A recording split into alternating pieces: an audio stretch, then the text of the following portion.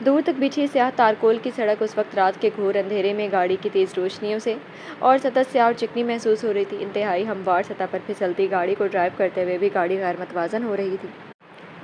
اس نے سر جھٹک کر اپنے دماغ اور آنکھوں پر غلبہ پانے والی نیند کو پیچھے دھکیلنا چاہا، لیکن اس میں کامیابی نہ ہوئی۔ کسی چیز کی تلاش میں اس کی نظر اپنے ساتھ فرنٹ سیٹ پر بکھرے جسمانی وجود سے ٹکرائی۔ یہ وجود 1 گھنٹے پہلے تک اس کے لیے اہمیت توجہ رکھتا تھا، لیکن اب یہ وجود اس کے لیے خالی ڈبہ، ایک خالی بوتل یا پھر ایک استعمال شدہ ٹیشو پیپر سے زیادہ اہمیت کا حامل نہیں تھا۔ وہ زندگی میں صرف ایک بار کسی کو اہمیت دیتا اور پھر فوراً ہی اس کو اسی مقام سے گرا دیتا تھا۔ یہ وجود جو یونیورسٹی میں ہر آنکھ کی حسرت تھا، لیکن کسی کو لفٹ نہیں کر پاتا تھا، اب اس کے لیے کھوکھلا ہو چکا تھا، کیونکہ اس نے اس کو ایک بار اہمیت دی تھی اور آج اس کو اہمیت کے اس مقام سے نیچے دھکیل دیا تھا۔ آج اس نے اس نسوانی وجود کو استعمال کر کے اپنی خواہش پوری کی تھی۔ اب اسے اس وجود سے کوئی غرض نہ تھی، اس لیے اسے نظر انداز کر کے اس نے اپنی مطلوبہ چیز تلاش کی تو اسے اپنے قریب ہی گری نظر آ گئی تھی۔ لائٹ گرین کلر کی شیشے کا ڈھکن کھول کر اس نے منہ سے لگا لیا اور چند سیکنڈز بعد بے حد کڑواہٹ کے باوجود کھٹاکھٹ چڑھا کر شیشے کو خالی کر کے گاڑی سے باہر پھینک دیا تھا اور گاڑی کی سپیڈ کو مزید بڑھا دیا تھا۔ لیکن شہر کی حدود میں داخل ہونے تک اس کے اعصاب دوبارہ سے جواب دے گئے تھے۔ اب وہ سپیڈ کم کر کے احتیاط سے ڈرائیونگ کر رہا تھا، لیکن مگر اس کی احتیاط پھر بھی کام نہ آ سکی۔ ایک دھماکے سے سب کچھ چکنا چور ہوا۔ نسوانی وجود ایک چیخ کے ساتھ ہوش میں آیا اور پھر دوبارہ بے ہوش ہو گیا۔ وہ خود بھی بے حرکت پڑا تھا۔ فریدون کہاں ہے؟ اب کیسا ہے؟ اسے ہوش آ گیا؟ مقبول ہاشمی گاڑی سے اترتے ہی ایک سانس میں پوچھتے چلے گئے۔ آپ اندر تو آئیں۔ شارکا بیگم ساڑی کا پلو سنبھالتی ہوئی آگے بڑھی۔ ہاسپٹل کی طویل راہداری کو خاموشی سے عبور کرنا ان کے لیے جان لیوا ثابت ہو رہا تھا، بلکہ ان کا تو گزشتہ 15 گھنٹوں سے یہی حال تھا۔ وہ پچھلے 10 دنوں سے انگلینڈ میں تھے اور 15 گھنٹے پہلے ان کو فون پر فریدون ہاشمی کے ایکسیڈنٹ کی اطلاع ملی تھی اور آج وہ رات 3 بجے کی فلائٹ سے اسلام آباد واپس آ گئے تھے اور ایئرپورٹ سے سیدھا ہاسپٹل پہنچے تھے، جہاں شارکا بیگم پہلے سے ان کی منتظر کھڑی تھی۔ جمال، فریدون کیسا ہے؟ ڈاکٹر جمال کو دیکھتے ہی مقبول ہاشمی کی بے قراری بڑھ گئی تھی۔ دعا کرو وہ ہوش میں آ جائے، ان کے سر پر بہت گہری چوٹیں آئی ہیں۔ ڈاکٹر جمال آج خلاف معمول وہاں موجود تھے۔ آخر فریدون ہاشمی ان کے دوست مقبول ہاشمی کا اکلوتا جگر پارا تھا اور اس وقت میں ایمرجنسی روم میں تھا۔ 24 گھنٹے گزرنے کے بعد بھی ہوش میں نہیں آیا تھا۔ زیادہ پریشانی کی بات ہے، مقبول ہاشمی اپنی بوکھلاہٹ اور فکر میں عجیب بچکانہ سوال کر رہے تھے۔ دیکھو مقبول، وہ ہوش میں آ گیا تو تمام پریشانی ٹل جائے گی۔ اس وقت دوا کے ساتھ ساتھ دعا کی بھی سخت ضرورت ہے۔ انہوں نے اپنے دوست کو تسلی دیتے ہوئے اس کا کاندھا تھپکا۔ پھر چند سیکنڈ بعد نرس ڈاکٹر جمال کو بلا کر لے گئی تھی۔ مقبول ہاشمی بے چینی سے ٹہلنے لگے، مگر تھوڑی دیر بعد کچھ خیال آنے پر ٹھہر گئے تھے اور شارکا بیگم کے قریب ہوئے۔ ایک بات بتاؤ شارکا بیگم، یہ ایکسیڈنٹ ہوا کیسے؟ یہ خیال ان کو جہاز میں سفر کے دوران بھی آ چکا تھا۔ خاموش بیٹھی مطمئن سی شارکا بیگم اس سوال پر لہجے بھر کو ٹھٹک گئی۔ جیسے ایکسیڈنٹ ہوتے ہیں ویسے ہی ہوا ہوگا، انہوں نے لاپرواہی ظاہر کرنا چاہی۔ میں یہ نہیں پوچھ رہا، میرا مطلب ہے رات کے 3 بجے وہ گاڑی میں بیٹھا کہاں کا سفر کر رہا تھا؟ وہ اپنی بات پر زور دے کر بولے تھے۔ وکی کے گھر، اس کے بھائی کی انگیجمنٹ پارٹی تھی اور فریدون انوائٹڈ تھا، اسی لیے دیر ہو گئی ہوگی۔ شارکا بیگم اپنے جواب پر قائم تھے اور مقبول ہاشمی اپنے سوال پر۔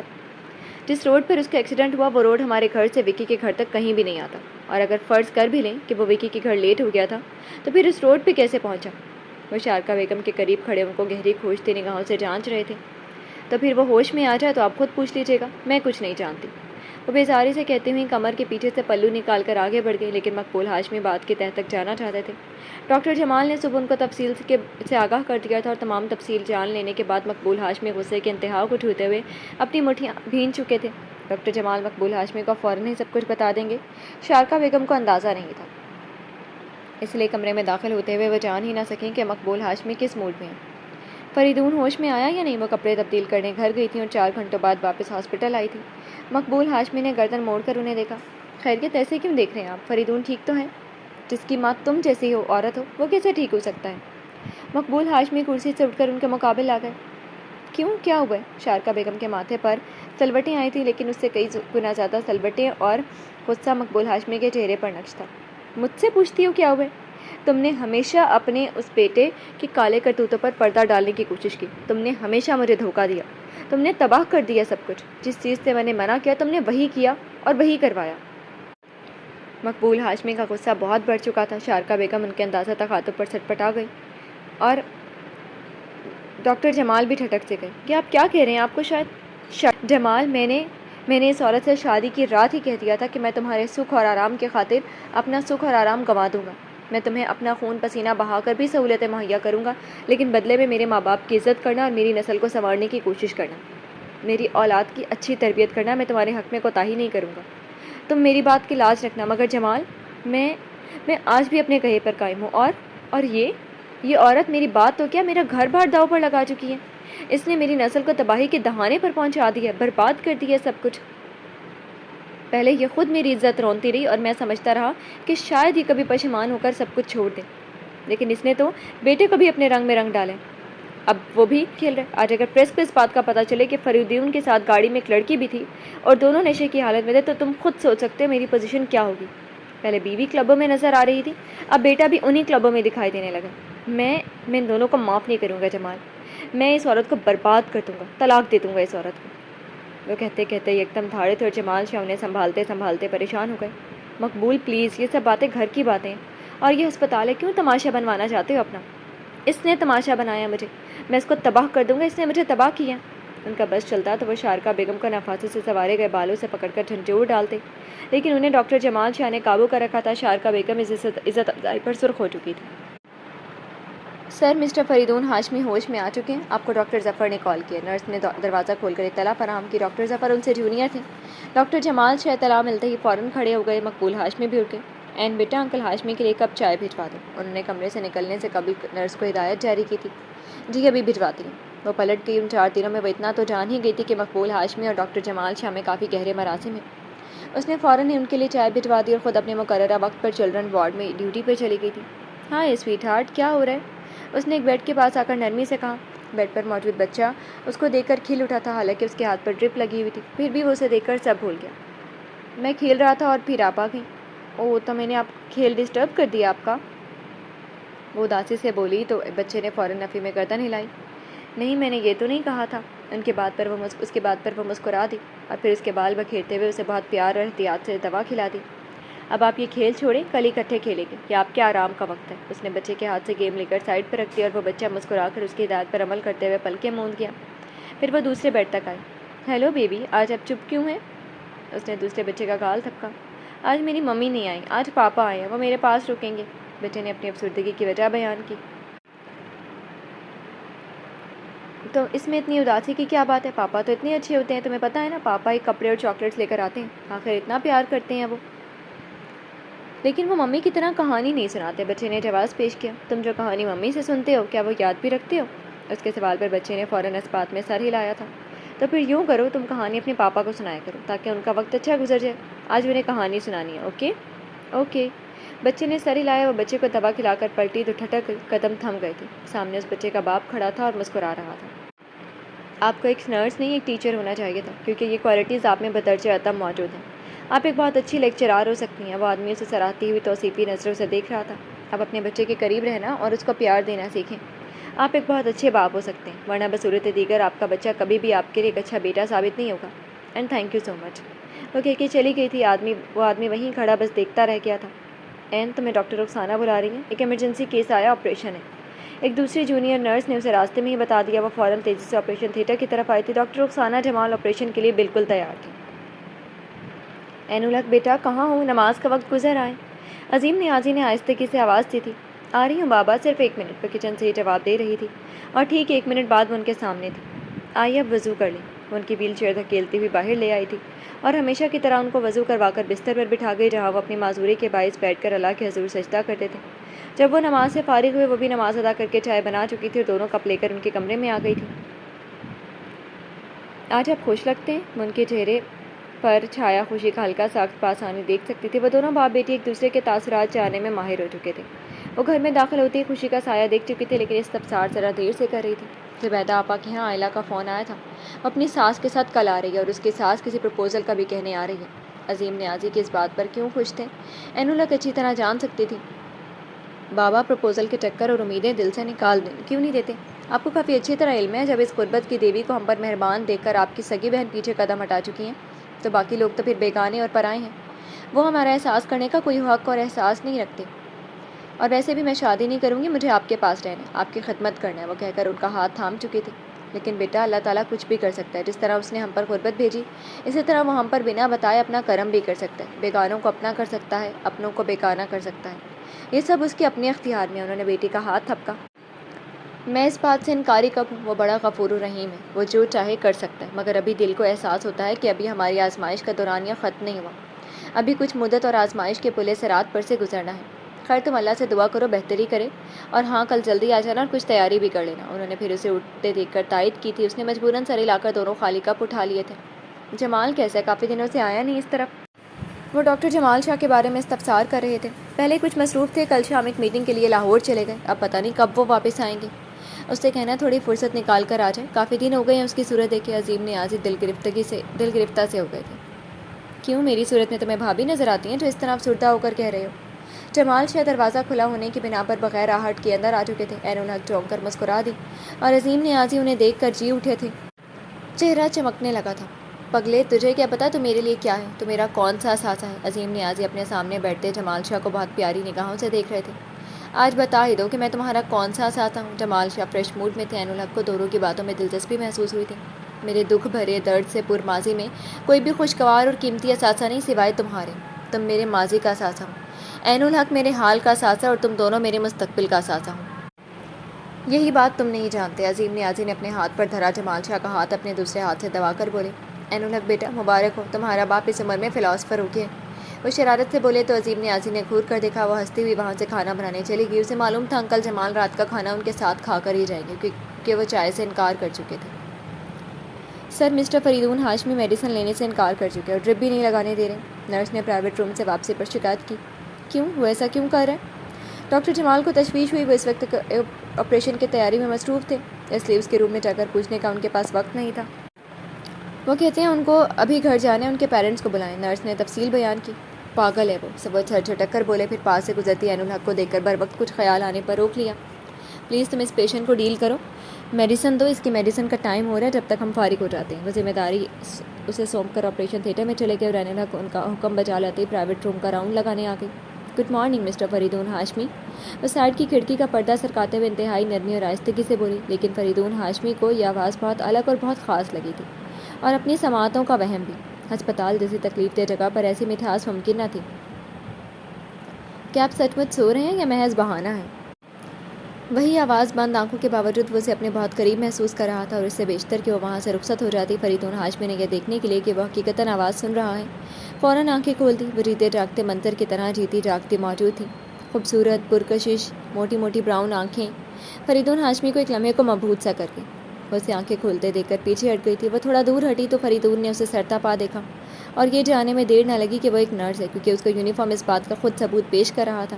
ڈرپ پہلے سے تیار رکھی تھی۔ عین الحق نے بازو سے کپڑا ہٹا کر سرنج انجیکٹ کر دی، لیکن اس کی محویت ہنوز تھی۔ اب وہ اسے میڈیسن دینا چاہتی تھی۔ مسٹر فریدون ہاشمی، میڈیسن کھا لیں پلیز، انتہائی نرم لہجے میں، جیسے وہ کوئی دلکش التجا کر رہی تھی۔ خود کو مخاطب کرنے کی وجہ سے وہ ذرا سا چونک کر متوجہ ہوا تھا، اور پھر نظر اس کی گلابی ہتھیلی پر ٹھہر گئی تھی۔ مجھے میڈیسن اچھی نہیں لگتی، وہ بالآخر بول پڑا تھا۔ میڈیسن ہمیں ٹھیک کرتی ہے، ہمارے درد ختم کرتی ہے، زخم مٹاتی ہے، ہمیں دوبارہ سے چلنے پھرنے کے قابل بناتی ہے، اور ہم آسانی سے کہہ دیتے ہیں میڈیسن اچھی نہیں لگتی۔ عجیب بات ہے آپ کی۔ وہ مصنوعی خفگی کا اظہار کرتی بہت مہارت سے اسے دوا کھا لینے پر آمادہ کر رہی تھی۔ گھر جانا چاہتا ہوں۔ وہ بیڈ پر تکیوں کے سہارے بمشکل نیم تراز تھا۔ تو چلے جائیں، آپ کو روکا کس نے؟ اٹھیں شاباش، جائیں اپنے گھر۔ اس نے بہت آرام سے فریدون کے اوپر اڑھائی گئی چادر کو ہٹایا تھا۔ فریدون نے چونک کر اس عجیب سی نرس کو دیکھا جس کے چہرے پر چیلنج بہت واضح نظر آ رہا تھا۔ فریدون نے اپنی کوہنی کے بل پہ اٹھنے کی کوشش کی اور زور لگانے کی وجہ سے کئی خاموش درد اور ٹیسیں اٹھی۔ درد کی لہریں بے تابی سے گردش کرنے لگی۔ وہ ناکام ہوتے ہوئے کراہ کر رہ گیا تھا۔ عین الحق کے چہرے پر نرمی بکھر گئی۔ کیوں لیٹ گئے؟ اٹھے کیوں نہیں؟ آپ کو تو گھر جانا ہے۔ وہ دوبارہ چادر اس کے اوپر ڈال چکی تھی اور دوا بھی اس کی طرف بڑھا چکی تھی۔ اگر آپ جلد از جلد اپنے گھر جانا چاہتے ہیں تو یہ اچھی چیز کھانی ہوگی، کیونکہ یہی اب آپ کا علاج ہے۔ اس کے بغیر آپ یوں ہی بستر پر پڑے رہیں گے اور اٹھنے کی محض کوشش کرتے رہیں گے۔ اس نے انتہائی آرام سے دوا نگل لی تھی، اور پھر چند سیکنڈ بعد وہ جا چکی تھی، لیکن فریدون اسے سوچنے پر مجبور ہوا تھا، نہ جانے کیوں۔ آئلہ اور اس کے بچے سے مل کر وہ بہت خوش ہوئی تھی، لیکن آئلہ کو اس ساس کو دیکھ کر منہ بنایا تھا۔ ایسے کیوں دیکھ رہی ہو؟ کیا ہوا؟ آئلہ نے چھوٹی بہن کی خفگی پل میں محسوس کر لی تھی۔ کچھ نہیں، آپ لوگ بیٹھے، میں وہیں آ رہی ہوں۔ اس نے آئلہ کو بھی بابا کے کمرے میں بھیج دیا تھا، اور پھر تھوڑی دیر بعد ٹرے لے کر وہاں چلی آئی تھی۔ اچھا بیٹی، اب کیا کرتی ہو؟ نویدہ بیگم، آئلہ کی ساس نے بہت پیار سے عین الحق سے پوچھا۔ وہی جو پہلے کرتی تھی، اس نے بھی جواب میں کوئی کسر نہ چھوڑی۔ ہائے، یہ آئلہ تو کہہ رہی تھی تم وہ منحوس نوکری چھوڑنے والی اور نئی نوکری کی تلاش ہے۔ عین الحق نے چونک کر آئلہ کے جھوٹ پر آئلہ کو دیکھا تھا۔ اس دوران عظیم نیازی خاموش تماشائی بنے رہے۔ وہ نوکری کیوں منحوس ہے؟ اس نے نرسنگ جاب پر بہت سے لوگوں کو اعتراض کرتے دیکھا اور سنا تھا، اور ہمیشہ لوگوں کی ذہنیت پر غصہ آتا تھا، اور آج نویدہ بیگم بھی اس کے غصے کو ہوا دے رہی تھی۔ ارے بیٹی، تو نادان تھوڑی ہے، تجھے خود اچھی طرح علم ہے، تو خوب جانتی ہے کہ اس نوکری میں کیا ہوتا ہے، حرام حلال سب چلتا ہے اس میں۔ ان کی بات پر عین الحق بھڑک اٹھی تھی۔ جہاں تک کسی کی سوچ ہوگی وہ وہاں تک ہی سوچے گا۔ حرام حلال اس نوکری میں نہیں، سب میں چلتا ہے، اور حرام حلال چلانے والے بھی اسی معاشرے کا حصہ ہیں۔ ایک انسان ہی دوسرے کو غلط راہ پر ڈالتا ہے۔ کرتوت زمانے والے کے برے ہیں، جو نرس ان کا مسیحا بن کے آتی ہے ان کو بری نگاہ سے دیکھتے ہیں، مسیحا کو اپنا مطلب بنا لیتے ہیں، اور بعد میں اس پہ لعنت بھیجتے ہیں۔ حالانکہ لعنت ان کو اپنے آپ پہ بھیجنی چاہیے، جنہوں نے اس مسیحا کو اچھائی کی بجائے برائی کی نظر سے دیکھا اور بعد میں بدنام بھی کیا۔ ہم لوگ بھی آج سب کے ساتھ مل کر ایسا کرنے میں پیش ہوتے ہیں، لیکن ایسا کرنے والوں کو تو یہ سوچ لینا چاہیے کہ ہمارے گھروں میں بھی بیٹیاں ہیں۔ عین الحق تلخ ہو گئی تھی، سب کہہ گئی، اور نویدہ بیگم چپ ہو کے رہ گئی تھی۔ آئلہ کا رنگ متغیر ہو چکا تھا، عظیم نیازی الگ بے چین سے دکھائی دینے لگے تھے۔ آپ لوگ بیٹھے، میں کھانے کا انتظام کرتی ہوں۔ وہ وہاں سے اٹھ گئی تھی اور آئلہ کے بچے کو بھی ساتھ لے گئی تھی۔ ان لوگوں کے درمیان کچھ دیر خاموشی چھائی رہی، پھر عظیم نیازی نے ہی اس شپ کی زنجیر کو توڑا تھا۔ ایاز کیسا ہے؟ وہ بھی آپ لوگوں کے ساتھ آ جاتا، ملاقات ہو جاتی اس سے، انہوں نے نرمی سے کہتے ہوئے ماحول کی ناگواریت کو خوشگواریت میں تبدیل کرنا چاہا تھا۔ وہ فارغ نہیں ہوتا، دن رات کام کرتا ہے، گھر بار چلاتا ہے، سو جھنجھٹ ہے اس کی جان کو۔ لوگوں نے تو نوکریوں کو فیشن بنا لیا، حرام حلال کا فرق رہا ہی نہیں۔ ہمارے گھر کو دیکھو، ہر کوئی حق حلال کما رہا ہے۔ نوکری کرنے، اچھے برے کا خیال تو رکھنا چاہیے۔ نویدہ بیگم کو بھی ابھی تک عین الحق کا سخت لہجہ چبھ رہا تھا۔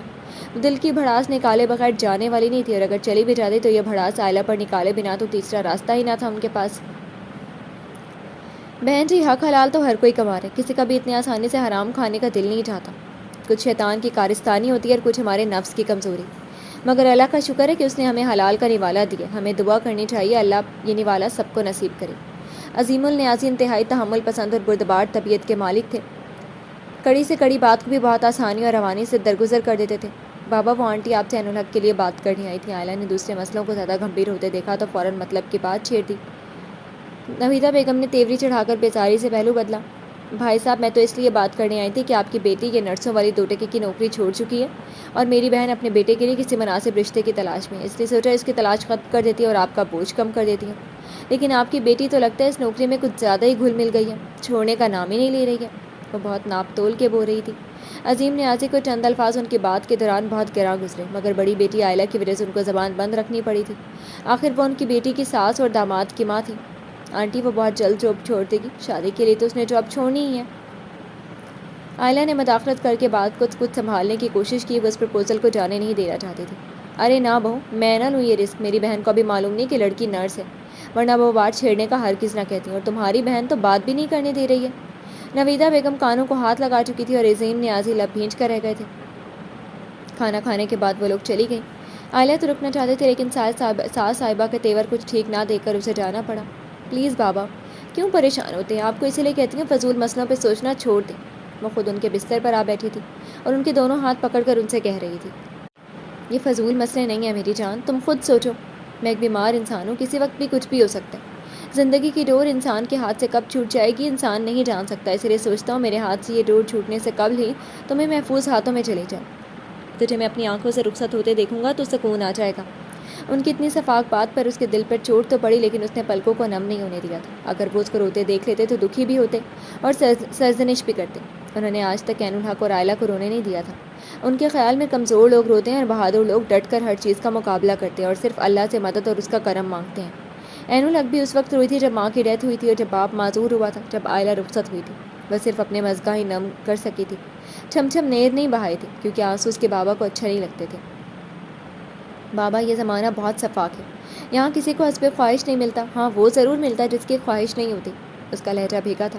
مایوس نہیں ہوتے بیٹا، اللہ بہتر کرے گا۔ انہوں نے بیٹی کو دلاسا دیا تھا اور سمجھانے لگے تھے، یہی تو ان دونوں باپ بیٹی کی خوبی تھی۔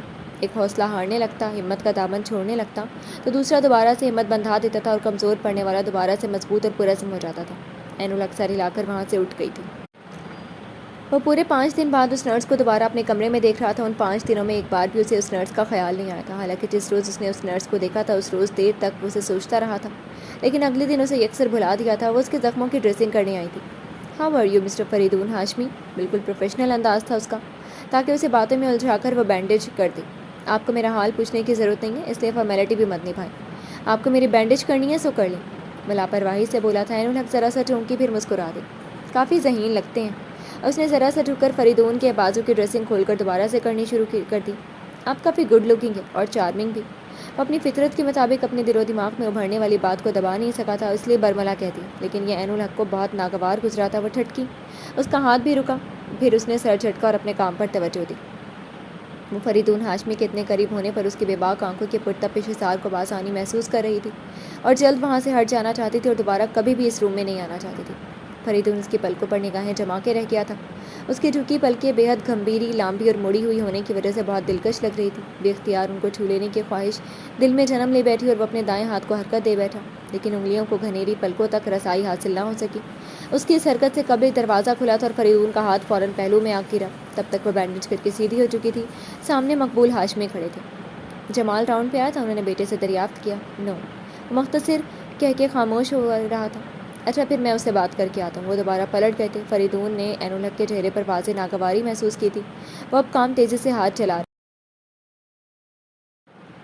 سب لوگ سسٹر کہہ کر مخاطب کرتے ہیں۔ وہ اس کے لیے ٹیبلٹ نکال رہی تھی، جواباً لفظ چبا کر بولی تھی، میں آپ کا پروفیشنل نام نہیں، آپ کا اصل اور ذاتی نام پوچھ رہا ہوں۔ وہ یوں اتنے پرسکون انداز میں پوچھ رہا تھا جیسے وہ اس کو بآسانی بتا دے گی۔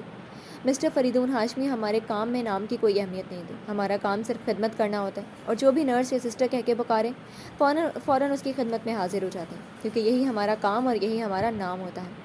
وہ کہہ کر اطمینان سے مڑی، جب تک فریدون کے 3 عدد فرینڈ حارث، سائم اور وکی اندر داخل ہو چکے تھے۔ تینوں نے بیک وقت عین الحق کو دیکھا تھا۔ اوہ!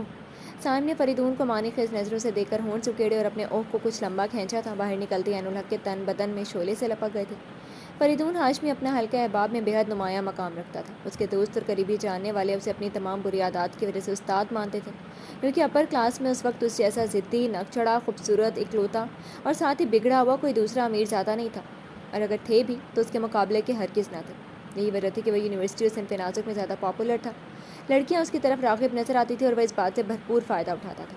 اپنی 24 سالہ زندگی میں اب تک وہ کتنے ہی شکار کر چکا تھا، اور لڑکیاں اس کے سامنے اپنا سب کچھ ہار کر بھی بے پناہ خوش ہوتی تھیں، لیکن فریدون آج تک خود کبھی کسی کے آگے نہیں ہارا تھا۔ اسی بات پر وہ فخر کرتا تھا، اور اس کے فرینڈز اس کی اتنی خوش قسمتی پر رشک کرتے تھے کہ وہ ماں باپ کا اکلوتا بیٹا، تنہا جائیداد کا وارث، اور پھر خوبصورتی، ذہانت اور تعلیم، سب سے بڑی بات کہ لڑکیوں کی والہانہ توجہ کا مرکز بھی تھا۔ یہی محرکات فریدون ہاشمی کو ضدی، ہر دھرم بنانے کے ساتھ ساتھ اسے 7ویں آسمان پر بھی بٹھا چکے تھے۔ وہ خود پر ناز کرتا تھا، اسے اپنے سامنے کسی کے منہ سے نہیں سننے سے بہت چڑ تھی۔ فریدون ڈسچارج ہو کے گھر جا رہا تھا۔ راہداری میں عین الحق کو دیکھ کر پکار لیا، ہیلو نرس۔ اس نے سائڈ پر مڑتے عین الحق کو متوجہ کیا تھا۔ وہ چونک کر رک گئی تھی۔ آج وہ فریدون ہاشمی کو پورے قد سے کھڑا دیکھ رہی تھی، البتہ وہ بہت فریش نہیں تھا، مگر پہلے کی بنسبت کچھ بہتر نظر آ رہا تھا۔ یس، اسے سوالیہ نظروں سے دیکھنے لگی، کیونکہ وہ جانتی تھی فریدون ہاشمی اس وقت کافی ضبط کیے کھڑا تھا، کیونکہ اس کی ٹانگ ابھی پوری طرح سے ٹھیک نہیں ہوئی تھی۔ میں آج گھر جا رہا ہوں، اس نے عجیب بے تکی سے بات کہی۔ تو عین الحق کا انداز اور نپا تلا لہجہ ابھی بھی نہ بدلا تھا۔ آپ کا نام؟ وہ آج بہت دنوں بعد وہی بات دہرا رہا تھا جس کا جواب عین الحق گول کر چکی تھی۔ سسٹر یا پھر نرس، وہ کہہ کر شانے اچکا گئی۔ وہ اسے دیکھ کر مسکرایا تھا، لیکن میں کچھ اور کہنا چاہتا ہوں۔ عورت کو کچھ اور کہنے اور پکارنے کا حق صرف ایک مرد کو ہوتا ہے، اور وہ مرد اس کا شوہر ہوتا ہے، اس لیے آپ میرے شوہر ہرگز نہیں ہیں، اور میں آپ کی کچھ اور کہنے کا حق کبھی نہیں دے سکتی۔ وہ کہہ کر مڑ گئی تھی، کیونکہ وہ فریدون کے عقب سے ڈاکٹر جمال شاہ، ڈاکٹر ظفر اور مقبول ہاشمی کو آتے ہوئے دیکھ چکی تھی۔ وہ حیرت سے کھڑا الجھن کا شکار تھا۔ وہ لوگ قریب آ چکے تھے۔ چلو بیٹا، باہر گاڑی تیار ہے، تم یہاں اکیلے کیوں کھڑے ہو؟ ڈاکٹر جمال شاہ فریدون کی صحتیابی پر کافی خوش نظر آ رہے تھے اور باہر گاڑی تک ان کو چھوڑنے آئے تھے۔ مقبول ہاشمی بھی ہسپتال سے آزاد ہونے پر اللہ کا شکر ادا کر رہے تھے، مگر فریدون کا ذہن نہ جانے کیوں ہسپتال میں ہی اٹکا رہ گیا تھا۔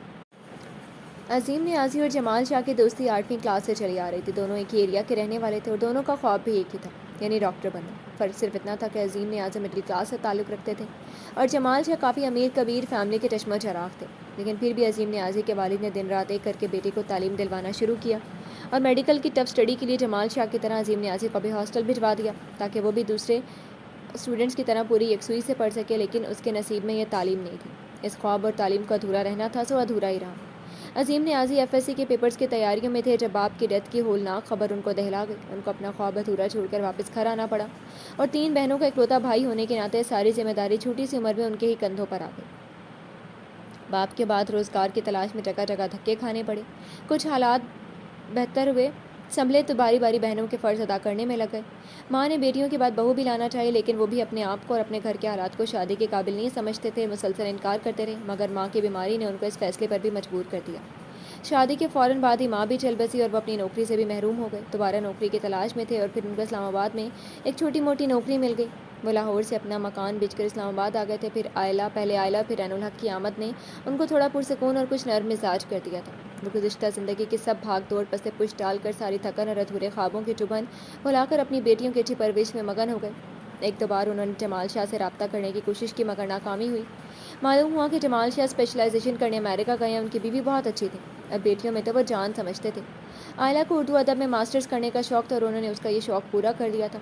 ऐनुल हक को वो एक डॉक्टर के रूप में देखते थे, इसीलिए मैट्रिक के बाद उसे FSC में दाखिला दिलवा दिया। वो भी अपने बाबा के ख्वाब को पूरा करने के लिए बहुत पुरजोश थी, लेकिन किस्मत ने एक बार फिर अजीम नियाज़ी को इम्तिहान में नाकाम कर दिया। एक रोड एक्सीडेंट में बीवी की ज़िंदगी खोने के साथ वो अपनी टांगें भी खो बैठे थे। यह हादसा आयला और ऐनुल हक के लिए बहुत जानलेवा था, मगर बाप की बहादुराना तरबियत ने उनको हौसला नहीं हारने दिया। माँ की मौत को घुट घुट कर रोते हुए कबूल किया और इतने संगीन हालात में बाप को सहारा दिया। आयला की निस्बत अपनी फुफी ज़ात से 1 साल पहले ही तय हो चुकी थी, लेकिन इस हादसे के बाद उन लोगों ने भी फ़ौरन ही आंखें फेर ली। फुफी ने बगैर बताए अपने बेटे की शादी किसी दूसरी जगह कर दी और भाई के सामने बहाना कर दिया कि बेटा अपनी पसंद से बीवी ले आया है। अजीम नियाज़ी खामोश होकर रह गए थे। उन्हें एहसास हो चुका था कि उनकी माजूरी उनकी बेटियों के लिए कितनी नुकसानदेह साबित होगी, और इसी तफक्कुरात में पढ़कर वो और भी बीमार रहने लगे। आयला करीबी प्राइवेट स्कूल में जॉब करने लगी और बाप का इलाज भी करवाना शुरू कर दिया। एक रोज़ इत्तफाकन वो लोग डॉक्टर जमाल शाह के अस्पताल पहुंच गए, जहां अजीम नियाज़ी और जमाल शाह एक दूसरे को देखकर हैरत से गंग हो गए थे। अजीम नियाज़ी के चेहरे पर खुशी का अक्स जगमगा रहा था, मगर जमाल शाह अपने इतने करीबी दोस्त की हालत पर धुआं धुआं हो चुके थे। उनको अपनी बसारतों पर जैसे यकीन नहीं आ रहा था। जमाल क्या देख रहे हैं? उन्हें अपनी जगह पर खड़े देखकर अजीम नियाज़ी ने खुद ही बाजू माँ कर दिए थे और जमाल शाह उनके सीने से लगकर फूट फूट कर रो दिए। उन्हें अजीम नियाज़ी के इस हाल में देखकर बहुत दुख हुआ था। उन्होंने हमेशा अजीम नियाज़ी को ढूंढने की कोशिश की, मगर हमेशा नाकाम रहे। और आज वो किस मकाम पर मिले थे जब अजीम नियाज़ी सब कुछ हार के बैठ गए थे। उन्होंने अपने दोस्त का नए सिरे से इलाज शुरू किया। आयला और ऐनुल हक के सर पर दस्ते शफ़क़त रखा, अपने बीवी बच्चों को उनसे मिलवाया। उनके सिर्फ 2 ही बच्चे थे, नोमी और ज़री। नोमी 12 साल का और ज़री 10 साल की। डॉक्टर जमाल शाह की बीवी रुखसाना जमाल भी डॉक्टर थी, वो अपना क्लिनिक चला रही थी। वो भी आयला, ऐनुल हक और अजीम नियाज़ी से मिलकर बहुत खुश हुई। रफ्ता रफ्ता जमाल शाह ने अपने दोस्त की गैर महसूस तरीके से मदद करनी शुरू कर दी। उन्होंने सबसे पहले एक जानने वाले के तवस्सुत से आयला का रिश्ता तय करवाया, फिर कुछ ही अरसे बाद उसकी शादी भी करवा दी। अजीम नियाज़ी ने जमा पूंजी बेटी की शादी पर खर्च कर डाली। वो जमाल शाह पे बाढ़ नहीं डालना चाहते थे। आयला की रुखसती के बाद घर चलाने की फिक्र ऐनुल हक के कंधों पर आ पड़ी थी, और उन बाप बेटी का गुरेज देखते हुए जमाल शाह ने ऐनुल हक को नर्सिंग का मशवरा दिया और साथ ही उसे तालीम जारी रखने का भी कहा था। हर तरफ से मजबूर और बेबस हो चुकने के बाद ऐनुल हक ने उनकी बात मान ली। प्राइवेट BA करने के साथ साथ वह नर्सिंग करने लगी और अपने साथ साथ अपने बाप की जिम्मेदारी भी निभाने लगी थी। उसने अपने बाप की खिदमत में कोई कसर न छोड़ी थी। उसने बेटी होने का हक अदा करके दिखाया था, और अजीम नियाज़ी अपनी बेटी की इतनी छोटी सी उम्र में इतनी समझदारी और सआदतमंदी पर उसे दुआएं देते ना थकते थे। उसमें सब्र और हिम्मत अजीम नियाज़ी की तरह ही कूट कूट के भरी हुई थी। अक्ल फ़हम में अपने बाप की कॉपी थी। अजीम नियाज़ी को भी अपनी छोटी बेटी से बेपनाह मोहब्बत थी और वह जल्द से जल्द उसको अपने घर बार का कर देना चाहते थे। मगर बहुत से लोगों को ऐनुल हक की जॉब पर एतराज़ था। पहले भी वो प्रपोजल इसी वजह से लौट कर जा चुके थे, और ऐनुल हक को लोगों की नर्सिंग के खिलाफ बात पर आग लग जाती थी। रुको फरीदून, कहाँ जा रही है? उसको अचानक सीढ़ियाँ उतरकर कॉरिडोर की सिमत बढ़ते देखकर शारिका बेगम चौंक गई थी। तभी लाउंज के सोफे से उठकर उसके सामने आ गई थी। वाई! वो माँ को इस तरह अपने सामने देखकर उलझ गया और नागवार भी गुजरा। मैं तुमसे तुम्हारे आने जाने का नहीं पूछ सकती? वो खफकी से गोया हुई। वक्त बेवक्त के मदाखलत में पसंद नहीं करता। वो भी उनका ही सपूत था और वही ज़बान बोल रहा था जब वो उसे बचपन से अब तक सिखाती आई थी। वो उन्हें वहीं खड़ा छोड़कर बाहर आ चुका था। अपनी रेड स्पोर्ट्स कार हवाओं में उड़ाता हुआ अपने मखसूस ठिकाने पर पहुंच चुका था, जहां उस जैसे कई और लोग, कई और चेहरे भी मौजूद थे। हाय फरीदून, हेलो फरीदून, अरे फरीदून आया है। ऐसे ही और भी बेशुमार फिक्रे और सवालात मुख्तलिफ ज़बानों और लोगों ने अदा किए थे, लेकिन उसे किसी से भी दिलचस्पी ना थी। वो एक चेयर घसीट कर बैठ चुका था। विक्की और साइम भी उसके पास ही बैठ गए थे। तबीयत कैसी अब तुम्हारी? विक्की ने ग्लास लबों से हटाते हुए दरियाफ्त किया। मैं तबीयत ठीक करने आया हूँ, उसने बहुत ही आराम से कहा था। विक्की और साइम इसका मतलब समझकर मुस्कुरा दिए थे। क्या चाहिए, देसी या विलायती? नहीं, मुझे इन दोनों में से कुछ नहीं चाहिए। मुझे कुछ अलग चाहिए, किसी अलग से चीज़ की तलब है। उसने अजीब सी फरमाइश की थी। विक्की और साइम उलझे उलझे से देखने लगे। नज़रों में इस्तफहाम था। मैं एक ऐसी चीज़ चाहता हूँ जो देखने में देसी लेकिन लज्जत में विलायती हो, जिसका असर बहुत पुरअसर हो। फरीदून के लहजे और अंदाज में न जाने क्या था कि उसके शैतानी दिमाग का ख्याल उसके शैतानी दिमाग के दोस्तों तक फ़ौरन ही पहुँच गया। यानी उस नर्स जैसा कुछ। उनके इस्तफसार पर उसने गर्दन इस्बात में हिला दी। لیکن اس وقت تو وہ تمہیں کہیں بھی نہیں ملے گی۔ سائم نے گھڑی دیکھ کر کہا رات کے 11 بج رہے تھے۔ وہ مجھے آج نہ ملی تو میرا دماغ اڑ جائے گا۔ مسلسل 10 گھنٹوں سے اسے سوچ رہا ہوں۔ آج میری طلب صرف وہ ہے، مجھے آج وہی چاہیے۔ فریدون کا لہجہ ہر دھرم تھا۔ وکی نے بوتل کا ڈھکن کھول کر اسے تھما دی۔ وہ جوش میں پوری بوتل چڑھا گیا تھا۔ ایڈریس ہے اس کا؟ نہیں۔ اس کی ڈیوٹی ٹائمنگ معلوم ہے؟ نہیں۔ اس نے تینوں کے سوالوں کا جواب نفی میں دیا تھا۔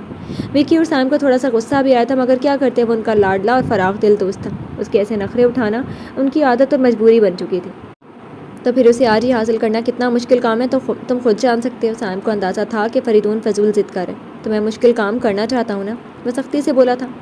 ہاں یہ فریدون، اتنے دنوں سے کہاں تھے تم؟ صوفیہ آ کر اس کے گلے کا ہار بن گئی۔ پلیز۔ فریدون یکدم کھڑا ہو گیا۔ اس نے صوفیہ کو اپنے سے دور دھکیل دیا۔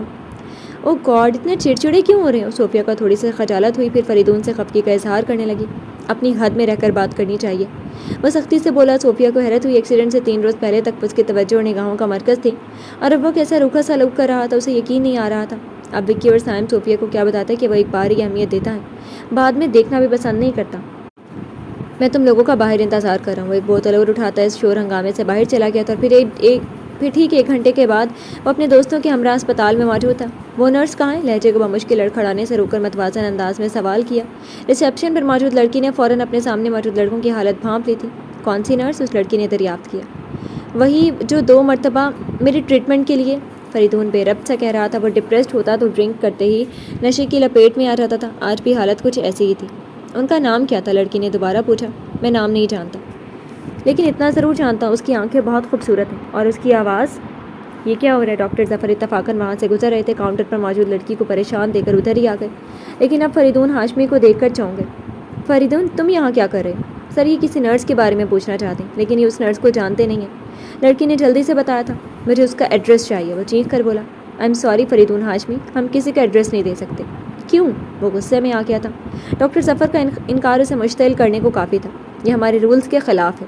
ڈاکٹر ظفر کو فریدون ہاشمی کا اس طرح نشے کی حالت میں ہسپتال آ کر کسی نرس کے بارے میں معلوم کرنا سخت ناگوار گزرا تھا، اور فریدون کو ان کا یہ انکار ان سے بھی زیادہ ناگوار گزرا تھا۔ اس نے وہاں مقبول ہاشمی متوسط طبقے سے تعلق رکھتے تھے۔ ان کی زندگی اپنے چھوٹے سے گھر اور ماں باپ سے شروع ہو کر ان پر ہی ختم ہو جاتی تھی۔ ان کے ماں باپ نے ان کو اپنے اوقات سے بڑھ کر تعلیم دلوائی اور ناز و نام سے پالا۔ وہ بھی اپنے ماں باپ کے لیے بہت کچھ کرنا چاہتے تھے۔ شارکہ بیگم ان کے اپنے ہی خاندان سے تعلق رکھتی تھیں، لیکن اپنی جیسے مڈل کلاس گھرانے میں بیاہے جانے پر وہ خوش نہ تھی۔ ان کی یہ کیفیت پہلی نظر میں مقبول ہاشمی نے جان لی تھی، اور اسی رات شارکہ بیگم سے ایک وعدہ کیا، ایک عہد باندھا تھا۔ شارکہ، میں جان چکا ہوں تمہیں زندگی میں بہت کچھ کی خواہش ہے، اور تم یہ خواہش پورا کرنا چاہتی ہو، لیکن تمہیں میری زندگی میں آ کر یہ خواہش ناممکن لگ رہی ہے۔ مگر میں یہ کہتا ہوں تم اپنی اس خواہش کو ناممکن مت سمجھو۔ انشاءاللہ میں تمہاری تمام خواہشیں پوری کروں گا، تمہیں ہر سہولت دوں گا، تمہیں اللہ کی ہر نعمت سے آشنا کروں گا، اور تمہارے سکھ و آرام کی خاطر اپنا سکھ و آرام گوا دوں گا، چاہے اس کے لیے مجھے اپنا خون پسینہ ہی کیوں نہ بہانا پڑے۔ لیکن اس کے بدلے میری ایک خواہش کا احترام کرنا ہوگا کہ میرے ماں باپ کی عزت کرنا، ان کا خیال رکھنا۔ انہوں نے میرے لیے بہت کچھ کیا، اور میری آئندہ نسل کو بے راہ روی کا شکار نہیں ہونے دینا۔ میری نسل کو سنوارنے کی کوشش کرنا، کیونکہ اولاد بگڑ جائے تو ماں باپ کو بہت اذیت ہوتی ہے، اور میں یہ اذیت نہیں سہنا چاہتا ہوں۔ میری خواہش ہے کہ میری اولاد بہت اچھی، نیک اور سلجھی ہوئی ہو۔ انہوں نے اپنی دل کی خواہش شارکہ بیگم کے سامنے رکھ دی، اور پھر حقیقتاً دن رات اور خون پسینہ ایک کر کے انہوں نے شارکہ بیگم سے کیے گئے وعدے کی تکمیل کرنی شروع کر دی تھی۔ جس کمپنی میں وہ پہلے کلرک پھر مینیجر کی حیثیت سے کام کرتے تھے، اب اس کمپنی کے 50% کے مالک تھے۔ ان کو اپنے اکلوتے بیٹے فریدون ہاشمی سے بے پناہ پیار تھا۔ اس کے اچھے مستقبل کے لیے انہوں نے بہت کچھ سوچ رکھا تھا۔ رفتہ رفتہ کاروبار وسیع ہوا۔ پارٹنرشپ کے اصولوں کے مطابق ان کو ملک سے باہر جانا پڑا تھا، اور وہ زیادہ تر ان کو یورپ میں ہی رہنا پڑتا تھا۔ مہینے 2 مہینے بعد وہ پاکستان آتے تو بمشکل 4-5 دن گزار پاتے۔ وہ 4-5 دن میں مختلف کاموں میں گزر جاتے، ان کو اپنے ماں باپ کے پاس بیٹھنے کی فرصت ہی نہ ملتی تھی۔ بیٹے کے متعلق بیوی سے پوچھتے تو پتہ چلتا ان کا بیٹا بہت ذہین، لائق فائق اور ہونہار سپوت ہے۔ وہ اسی پر مطمئن ہو جاتے بیوی دولت کی فراوانی میں کس دھارے میں بہہ رہی ہے، یہ جاننے کی کبھی ضرورت ہی پیش نہیں آئی تھی۔ لیکن یک کے بعد دیگرے ہونے والی ماں باپ کی موت نے ان کو اس بھاگتی دوڑتی زندگی میں 1-2 پل کے لیے ٹھہرنے پر مجبور کر دیا تھا۔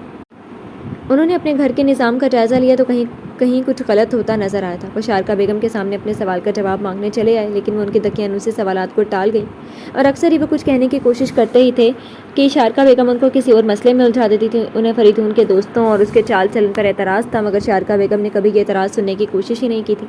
مگر اب فریدون کا ایکسیڈنٹ اور اب رات جمال شاہ کے اسپتال میں ہونے والے ہنگامہ ان کو مشتعل کر چکا تھا۔ ان کے صبر کا پیمانہ چھلک چکا تھا، وہ برداشت کی حدود سے نکل چکے تھے۔ میں اپنی بیوی کو طلاق دینا چاہتا ہوں۔ انہوں نے اپنے وکیل کو صبح ہوتے ہی کال کر کے بلوا لیا تھا، اور پھر اپنا فیصلہ سنایا تھا۔ شارکہ بیگم چکرا گئی تھی۔ دن میں ان کو تارے نظر آنے لگے۔ لیکن ہاشمی صاحب آپ ایسا کیوں؟ وکیل کی بات کاٹ کر وہ سختی سے گویا ہوئے۔ جو عورت گھر اور عزت کو نہ سنبھال سکے اس عورت کو اپنے گھر اور عزت سے خارج کر دینا چاہیے، مضبوط لہجے میں کہتے ہوئے انہوں نے ایک نفرت بھری نظر شارکا بیگم پر ڈالی تھی۔ وہ پلٹ کر چلی گئی، لیکن تھوڑی دیر بعد جمال شاہ وہاں آ چکے تھے۔ دیکھیے آپ پاگلوں جیسی حرکت کر رہے ہو، اپنا تماشا بنوانا چاہتے ہو؟ انہوں نے وکیل صاحب کے آگے رکھے تمام کاغذات سمیٹ کر وکیل صاحب کو تھما دیے تھے۔ مجھے اس عورت نے پاگل کیے، اس عورت نے تماشا بنوایا میرا، ایک سیکنڈ بھی اسے برداشت نہیں کر سکتا، میں اسے ہر قیمت پر طلاق دوں گا۔ مقبول ہاشمی سے ضبط محال تھا۔ وکیل صاحب آپ جائیں پلیز، اس وقت اسے صرف آرام کی ضرورت ہے۔ جمال شاہ نے وکیل سے معذرت کر کے انہیں بھیج دیا۔ جمال کیوں میری زندگی کو اور برباد کرنا چاہتے ہو؟ مجھے اس فیصلے سے مت روکو۔ مقبول ہاشمی نے بس بے بسی سے اپنا سر تھام لیا۔ اپنی زندگی تم نے خود برباد کی، اس میں بھابھی کا فریدون کا کوئی قصور نہیں ہے۔ کیا؟ مقبول ہاشمی نے تڑپ کر اپنے دوست کو دیکھا جو انہیں موردِ الزام ٹھہرا رہا تھا۔ ہاں تم غلط ہو، تم اس سب کے ذمہ دار ہو۔ جب انسان کسی چیز کی ضرورت کو ہوس بنا لیتا ہے تو دوسری چیزیں اسی طرح اس کے ہاتھوں سے پھسل جاتی ہیں۔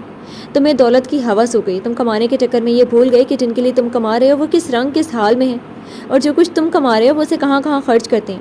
تمہاری آنکھوں پہ دولت کی پٹی بن چکی تھی، تمہارے دماغ میں روپیہ ہی تھا، تم اپنے آس پاس کو دیکھنا اور سوچنا بھول گئے تھے۔ جس ماں باپ کی عزت اور احترام تم اپنی بیوی سے کروانا چاہتے تھے، کہ کبھی خود تم نے اپنے ماں باپ کا خیال رکھا، ان کے پاس کچھ دیر کے لیے بیٹھے، ان کا حال پوچھا؟ نہیں نا، تو پھر خود جان لو جس ماں باپ کی تمہیں پرواہ نہیں، ان کی پرواہ تمہاری بیوی کو کیسے ہوتی؟ جس بیٹے کو تم سنوارنا چاہتے تھے، کبھی اس کے قریب جا کر اس کے روز و شب کا جائزہ لیا تم نے؟ کبھی اس کے رنگ ڈھنگ بدلنے کی کوشش کی؟ نہیں نا، تو پھر یہ تو ہونا ہی تھا۔ سب قصور تمہارا ہے، تم نے خود اپنی ماں باپ، اپنی بیوی اور اپنے بیٹے کو اپنے ہاتھوں سے کھویا ہے۔ تم نے کمانے کی دھن میں ان سے دور کر لیا خود کو۔ اب وہ پارٹیز اور فنکشنز وغیرہ میں جاتی ہیں تو تمہیں صبر کرنا چاہیے، تمہیں خاموش ہونا چاہیے۔ تمہارے ماں باپ تمہارے لیے تڑپ تڑپ کر اس دنیا سے چلے گئے، تو تمہیں اب صرف اور صرف پچھتانا چاہیے، اور بس۔ جمال شاہ نے پل میں کھری کھری سنا کر مقبول ہاشمی کی عقل کے تمام در واں کر دیے تھے۔ مقبول ہاشمی آنکھیں پھیلا کر دیکھنے لگے۔ قصور تمہارے ہیں، طلاق بھابھی کو کیوں دیتی؟ ان کو الزام دینے سے پہلے اپنے اندر اچھی طرح جھانک لو، اور جہاں جہاں اپنا آپ غلط لگے وہاں وہاں ضمیر کی قلم سے نشان لگاتے جاؤ، اور پھر عقل اور توبہ سے ان غلطیوں کو ہمیشہ کے لیے دور کر دو۔ ہو سکتا ہے تبدیلی گھر میں نظر آنے لگے اور نوبت طلاق تک نہ جائے۔ اوکے اب میں چلتا ہوں، کافی ٹائم ہو چکے، مجھے ہسپتال پہنچنا ہے۔ وہ رسٹ واچ دیکھ کر اٹھ کھڑے ہوئے تھے۔ مقبول ہاشمی کچھ بھی نہ کہہ سکے، ان کا غصہ، ان کی نفرت، ان کے الفاظ خود ان کے سامنے رقصاں تھے، دماغ میں جھکڑ سے چلنے لگے تھے۔ فریدون ہر حال میں اس نرس کو دیکھنا اور ملنا چاہتا تھا۔ اس رات کو ہونے والے ہنگامے کے باوجود آج وہ پھر ہسپتال میں موجود تھا، اور اسے عین الحق کو ڈھونڈنے کی ضرورت ہی پیش نہ آئی تھی۔ وہ سیڑھیاں چڑھتی دکھائی دے گئی تھی۔ فریدون لمبے لمبے ڈگ پھرتا بہت تیزی سے اس کے سامنے آ کر راستے کی رکاوٹ بن گیا تھا۔ ہیلو نرس، عین الحق اوپری سیڑھی پر قدم رکھتے رکھتے تھم گئی، اگر رکھ دیتی تو اس سے ٹکرا جاتی۔ آپ؟ وہ فریدون ہاشمی کو اپنے سامنے دیکھ کر ٹھٹکی، ماتھے پر کئی شکنیں بھی اجاگر ہو گئی۔ ہاں میں آپ سے ملنے اور آپ سے کچھ کہنے آیا ہوں۔ فریدون کا لہجہ کچھ ایسا تھا کہ عین الحق کو لمحے بھر کے لیے کچھ سوچنا پڑا۔ میں ٹھیک آدھے گھنٹے کے بعد آپ کو اسٹاف روم میں ملتی ہوں، اس نے انتہائی پرسکون انداز میں کہا۔ فریدون نے اس کے چہرے کو نظر بھر کے دیکھا، ایک احساس نظر کو چھو گیا تھا۔ اسی احساس نے غالباً اس کو اتنے روز سے بے چین کر رکھا تھا۔ ٹھیک آدھے گھنٹے بعد، وہ دہراتا ہوا اس کے راستے سے ہٹ گیا، اور ٹھیک آدھے گھنٹے بعد وہ اسٹاف روم کی دہلیز پر کھڑا دروازہ نوک کر رہا تھا۔ عین الحق اسٹاف روم سے باہر آ گئی تھی۔ جی، کہاں بیٹھ کر بات کرنا پسند کریں گے آپ؟ وہ کس لہجے میں بات کر رہی تھی وہ نظر انداز کر کے۔ جہاں آپ کو مناسب لگے۔ فریدون نے شانے اچکائے تھے، اور مجبوراً عین الحق فریدون کے ساتھ ہسپتال کے احاطے میں بنے کینٹین میں تک آ گئی تھی، اور ایک الگ اور مناسب ٹیبل کا انتخاب کرتے ہوئے بیٹھ گئی۔ پینٹ کی جیبوں میں ہاتھ پھنسائے کھڑا فریدون اس کی پیروی کر رہا تھا۔ اسے بیٹھتے دیکھ کر خود بھی بیٹھ گیا۔ کیا لیں گی آپ؟ اس نے ویٹر کو بلانا چاہا، لیکن عین الحق نے روکا۔ کسی چیز کی طلب نہیں ہے، بس آپ اپنی بات کہیں، میرے پاس صرف 20 منٹ میں مجھے اپنی ڈیوٹی جوائن کرنی ہے، پلیز۔ وہ ہاتھ کا اشارہ کرتے کرتے رک گیا تھا۔ پھر عین الحق کو دیکھا، وہ حقیقتاً کچھ بھی لینے کے موڈ میں نہیں تھی۔ جی کہیے، کیا کہنا ہے آپ نے؟ پوری توجہ سے اس کی طرف متوجہ ہوئی تھی۔ عین الحق زندگی میں پہلی بار کسی غیر اجنبی مرد کے ساتھ اس طرح بیٹھ کر بات کرنے پر مجبور ہوئی تھی، کیونکہ وہ جان چکی تھی کہ فریدون ہاشمی ضدی انسان ہے۔ اگر وہ اس کی بات سننے سے انکار کرتی وہ پھر بھی اصرار ہی کرتا، اس لیے بات سن لینا ہی بہتر سمجھا، اور اس کے ساتھ یہاں تک آ گئی تھی، حالانکہ اندر سے بہت عجیب فیل کر رہی تھی، اور فوراً وہاں سے اٹھ جانا چاہتی تھی۔ میں آپ سے دوستی کرنا چاہتا ہوں، فریدون نے کوئی بھی تمہید باندھنے کی بجائے سیدھی سیدھی بات کہہ دی تھی۔ عین الحق کو اس جملے کی توقع نہیں تھی۔ اس نے چونک کر فریدون ہاشمی کو دیکھا تھا۔ وہ نظروں کو جھکائے اپنی کی چین کو ٹیبل کی سطح پر گھما رہا تھا۔ وجہ پوچھ سکتی ہو؟ وہ پرسکون لہجے میں بولی تھی۔ فریدون نے نظر اٹھا کر اسے دیکھا تھا۔ آپ مجھے اچھی لگتی ہیں، میں آپ کو پسند کرتا ہوں، وہ صاف صاف کہہ رہا تھا۔ دوستی کرنے کے لیے اچھا لگنا ضروری ہوتا ہے؟ عین الحق بہت تحمل سے سوال کر رہی تھی۔ ہاں میں تو یہ سوچتا ہوں، جو دوستی اسی سے ہو سکتی ہے جو آپ کو اچھا لگے، جو آپ کی پسند ہو۔ اس کی بات پر عین الحق کے چہرے پر اطمینان بکھر گیا. وہ ریلیکس ہو گئی اور آہستہ کی سمت واضح انداز میں گویا ہوئی. پھر میری اور آپ کی دوستی ہرگز نہیں ہو سکتی کیونکہ آپ مجھے اچھے نہیں لگتے. میں آپ کو پسند نہیں کرتی. اب کی بار فریدون نے چونک کر دیکھا تھا. عین الحق کہنے کے بعد کینٹین سے باہر کا منظر دیکھنے لگی تھی. وجہ پوچھ سکتا ہوں؟ اسی کے انداز میں دریافت کیا گیا. آپ ڈرنک کرتے ہیں, آپ اسموکنگ کرتے ہیں, آپ لڑکیوں سے افیئر چلاتے ہیں, فلرٹ کرتے ہیں, اور میں یہ پسند نہیں کرتی, اس لیے میری آپ سے دوستی نہیں ہو سکتی. لیکن میں یہ کام چھوڑ بھی سکتا ہوں. وہ برجستہ بولا. نہیں مسٹر فریدون ہاشمی, محض ایک لڑکی کی دوستی حاصل کرنے کے لیے جو شخص اپنی عادتیں چھوڑ سکتا ہے وہ کسی اور چیز کے حصول کے لیے اس دوستی کو بھی چھوڑ سکتا ہے, اور اتنا ہرجائی شخص کبھی کوئی رشتہ نہیں نبھا سکتا. لیکن میں آپ سے ہر حال میں ہر قیمت پر فرینڈشپ کرنا چاہتا ہوں. میں آپ کو پسند کرنے لگا ہوں. وہ اس کی بات کاٹ کر اپنی بات کہتے ہوئے پسند پر زور دے کر بولا تھا. مسٹر فریدون ہاشمی, آپ فضول میں بحث و تکرار کے چکر میں پڑ رہے ہیں. آپ کو مجھ سے دوستی کبھی فائدہ نہیں دے سکتی, کیونکہ نہ تو میں آپ کے ساتھ پارٹیز جوائن کر سکتی ہوں, نہ کلبز میں جا سکتی ہوں, نہ آپ کی باہوں میں باہیں ڈال کر اونچے اونچے کھوکھلے کہے لگا سکتی ہوں, اور نہ ہی شراب پی کر رات کے 3 بجے تک آپ کے ساتھ گاڑی میں گھومتے ہوئے اپنا ایکسیڈنٹ کروا سکتی ہوں. اور جب میں کچھ بھی نہیں کر سکتی تو اس دوستی کا کوئی جواز ہی نہیں ہے. اس لیے پلیز میرا اور اپنا وقت برباد مت کریں. اللہ حافظ. وہ وہاں سے اٹھ گئی. فریدون اپنی جگہ پر تل ملا کر رہ گیا تھا. اسے عین الحق کی حرکت پر غصہ آ رہا تھا. اپنے آپ کو اس طرح غیر اہم کیے جانے پر اس کا پارا ہائی ہو رہا تھا. عین الحق کا وجود اور بھی ہلچل کا باعث بننے لگا تھا. اس کا انکار وہ اقرار میں بدلنے کو بے چین ہو اٹھا تھا. اس نے ڈرنک کرتے ہوئے تمام رودات اپنے دوستوں کو سنائی تھی. وہ بھی پرسوچ سے نظر آنے لگے تھے. یار تجھے اتنی ٹینشن کی ضرورت نہیں ہے. پہلی بار ہر لڑکی اسی طرح نخرہ دکھاتی ہے, انکار کر کے منفرد ہونے کی کوشش کرتی ہے. اگر وہ انکار نہ بھی کرے تو سوچو ہمیں مزہ کیسے آئے. وکی نے خباثت سے کہتے ہوئے آنکھ دبائی. فریدون نے گلاس خالی کر کے ٹیبل پر رکھتے ہوئے وکی کو حیرت سے دیکھا تھا. ہاں یار سچ کہہ رہا ہوں, 1-2 بار انکار کرے گی, تیرے آتش شوق کو ہوا دے گی, اور جب تم بھڑک جاؤ گے پھر مان جائے گی اور تمہارا سارا کام آسان ہو جائے گا. وکی سمجھا رہا تھا. وکی میں بھڑکانے میں اتنا صبر نہیں کر سکتا. میں صرف ایک بار اسے حاصل کرنا چاہتا ہوں, چاہے جیسے بھی ہو. فریدون کا لہجہ سخت تھا. وکی نے اسے گھور کر دیکھا. تو پھر کرو حاصل. اس نے فریدون کو اس کے حال پہ چھوڑ دیا. فریدون جی فرمائیے, اب کیا پرابلم ہے آپ کو؟ وہ ہسپتال کے احاطے سے باہر نکل رہی تھی جب ریڈ اسپورٹس کار سے نکل کر وہ اس کے مقابل آ کھڑا ہوا. میں آپ سے دوستی کرنا چاہتا ہوں. وہی ضدی ہر دھرم سے انداز اپنائے وہ وہی بات دہرا رہا تھا جس سے وہ 3 روز پہلے انکار کر چکی تھی. عین الحق نے نظر اٹھا کر اپنے سامنے کھڑے فریدون ہاشمی کو سرتا پا دیکھا تھا. بلیک جینس پر ریڈ چیک کی شرٹ پہنے, اس پر بلیک لیدر جیکٹ چڑھائے, اپنے تیکھے نین نقوش کے ساتھ وہ حقیقتاً ایک بگڑا ہوا امیر زادہ تھا, اور اپنے حلیے سے نظر بھی آ رہا تھا. لیکن میں انکار کر چکی ہوں, اس نے پہلی بار فریدون کے ساتھ لہجہ سخت اختیار کر کے کہا. انکار ہمیشہ انکار نہیں رہتا, اقرار میں بھی بدل سکتا ہے. مسٹر فریدون ہاشمی, وہ لڑکیاں اور ہوتی ہیں کہ جن کے دھوکے میں آپ میرے پیچھے بھاگ رہے ہیں. میرا انکار آپ کبھی بھی اقرار میں نہیں بدل سکتے. یہ بات آپ کو ذہن میں رکھ لینی چاہیے. وہ کہہ کر سائڈ پر ہوئی اور گزر جانا چاہا, لیکن وہ دوبارہ اس کے سامنے آ گیا تھا. لیکن ایک بات آپ کو بھی ذہن میں رکھ لینی چاہیے کہ میرا نام بھی فریدون ہاشمی ہے. جو کہتا ہوں کر کے رہتا ہوں. اس کی آنکھوں میں ایک چیلنج ہلکورے لے رہا تھا. عین الحق نے اس کی شکل کو بغور دیکھا تھا اور کچھ حل سوچنے کی کوشش کی. مسٹر فریدون ہاشمی, آپ کو شاید احساس نہیں کہ ایسے رشتے زبردستی نہیں بنتے بلکہ خود بخود بن جاتے ہیں. اس نے ذرا تحمل اور سکون سے اس کو سمجھانے کی ناکام صحیح کی تھی. میں بن جانے کا ویٹ نہیں کر سکتا, میں بنانا چاہتا ہوں. آپ اپنی دوستی کی شرائط بتا دیں, میں پوری کروں گا. وہ خپتی سا آدمی اسے بھی پاگل کرنے کا ارادہ رکھتا تھا.